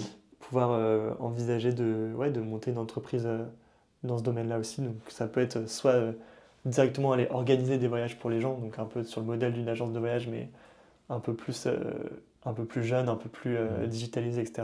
Ou justement être plutôt faire une forme de média d'inspiration autour du voyage pour essayer de justement faire réfléchir à notre rapport au voyage. Tout à l'heure, tu as eu l'occasion de discuter avec le Vianney qui a 18 ans, en Mhm. lui donnant un conseil. Si maintenant se présente à toi Vianney à 45-50 ans, qu'est-ce que tu as envie de lui dire? J'ai envie de lui dire qu'il a aucun regret à avoir et qu'il est allé au bout de ses rêves, de ses aspirations, de ses intuitions et que voilà, j'ai fait de mon mieux à chaque fois pour justement avoir une vie pleine qui a du sens et qui me correspond. Et que du coup, voilà, qu'il soit rassuré sur le fait que cette vie, elle a été pleine, elle a été Mhm. belle. Je pense que je lui dirais quelque chose comme ça. Ok. Et quelques, quelques mots, quelques conseils, peut-être axés sur le voyage pour les personnes qui nous écoutent. Bah, c'est toujours compliqué, chaque situation est différente, mais mes conseils, ça va être les conseils un peu qu'on entend partout, hein, classiques, mais voilà, de pas avoir peur d'être audacieux. Et qu'en fait, que la peur, elle est normale, elle est légitime, mais qu'elle ne doit pas être bloquante. Et qu'au contraire, on peut la transformer en excitation pour des projets qui nous tiennent à cœur. Bon, Vianney, je te remercie pour Merci Nathan. tout cet échange très riche avec beaucoup de choses à mettre en Ouais, réflexion. c'était trop génial de pouvoir partager tout ça. J'ai une toute dernière question, justement. C'est sur le moment qu'on vient de passer ensemble, l'échange. Qu'est-ce que tu retiens de positif de cet échange-là? Ouais, bah écoute, je dirais, moi ce que je retiens, c'est ton enthousiasme, ta curiosité, ouais, ton souhait ouais, vraiment d'aller au bout de comprendre les choses. Mhm. Enfin, voilà, je trouve ça assez inspirant aussi de rencontrer des gens voilà, qui se posent des questions, qui cherchent des réponses et qui sont en fait perpétuellement en quête. Et moi, je vois les choses aussi beaucoup comme ça, Ouais. donc Ça me parle, ta démarche me parle. Merci, ça me fait très plaisir. Je crois que pour chaque question posée, il y en avait 10 derrière. Oui. Bah, Mais, bon, déjà, ça fait déjà plus d'1 heure et demie qu'on parle. Donc, mais ça fait déjà beaucoup de données. Bah écoute, on se dit à bientôt ouais, à pour bientôt. de nouvelles aventures. Avec plaisir. Ciao Nathan.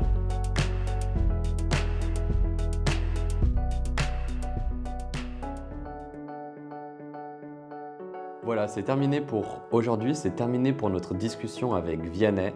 Moi, ce que j'ai particulièrement apprécié dans l'épisode avec Vianney, c'est tout ce qu'on a pu dire sur l'autostop et toutes les dynamiques de l'autostop, tout ce que l'autostop permet de comprendre sur l'humain, sur les relations interpersonnelles et sur soi-même au final. Si l'épisode, toi, t'a apporté des choses, comme je le disais en introduction, ce que je t'invite à faire, c'est de venir partager en commentaire ce que ça t'a apporté. On se retrouve vendredi pour un épisode de Discus Amis. Pour vendredi, on a échangé avec Clotilde. Clotilde, c'est une amie que j'ai rencontrée aux Canaries en début d'année. On a parlé d'amitié, on a parlé de rencontres dans l'amitié, de notre rapport à l'amitié. On a parlé de voyage, de construction dans le voyage, d'enseignement. Bref, on a encore parlé de plein de choses. Et je te donne rendez-vous mardi prochain pour un nouvel épisode de Discucity. Pour mardi prochain, on a échangé avec Hugo Paul. Hugo Paul, c'est un explorateur de communauté. L'année passée, il a fait une grande exploration. Il est parti s'immerger au fil de l'année dans 8 communautés en Europe pour comprendre quelles sont les dynamiques qu'on retrouve au sein de ces groupes. C'est un échange hyper riche et plein d'enseignements. Comme je te le disais en introduction, pour soutenir et pour partager le podcast, ce que je te mets au défi de faire, c'est de l'envoyer à 5 personnes qui ne le connaissent pas encore du tout. Dans le sens où, s'il a fait sens pour toi, s'il t'a parlé, s'il t'a apporté quelque chose, il y a vachement des chances pour qu'il fasse sens à d'autres personnes. Je te remercie par avance pour ton soutien dans la diffusion du podcast. Et sur ce, je te dis à bientôt et je te souhaite une bonne écoute pour le prochain épisode.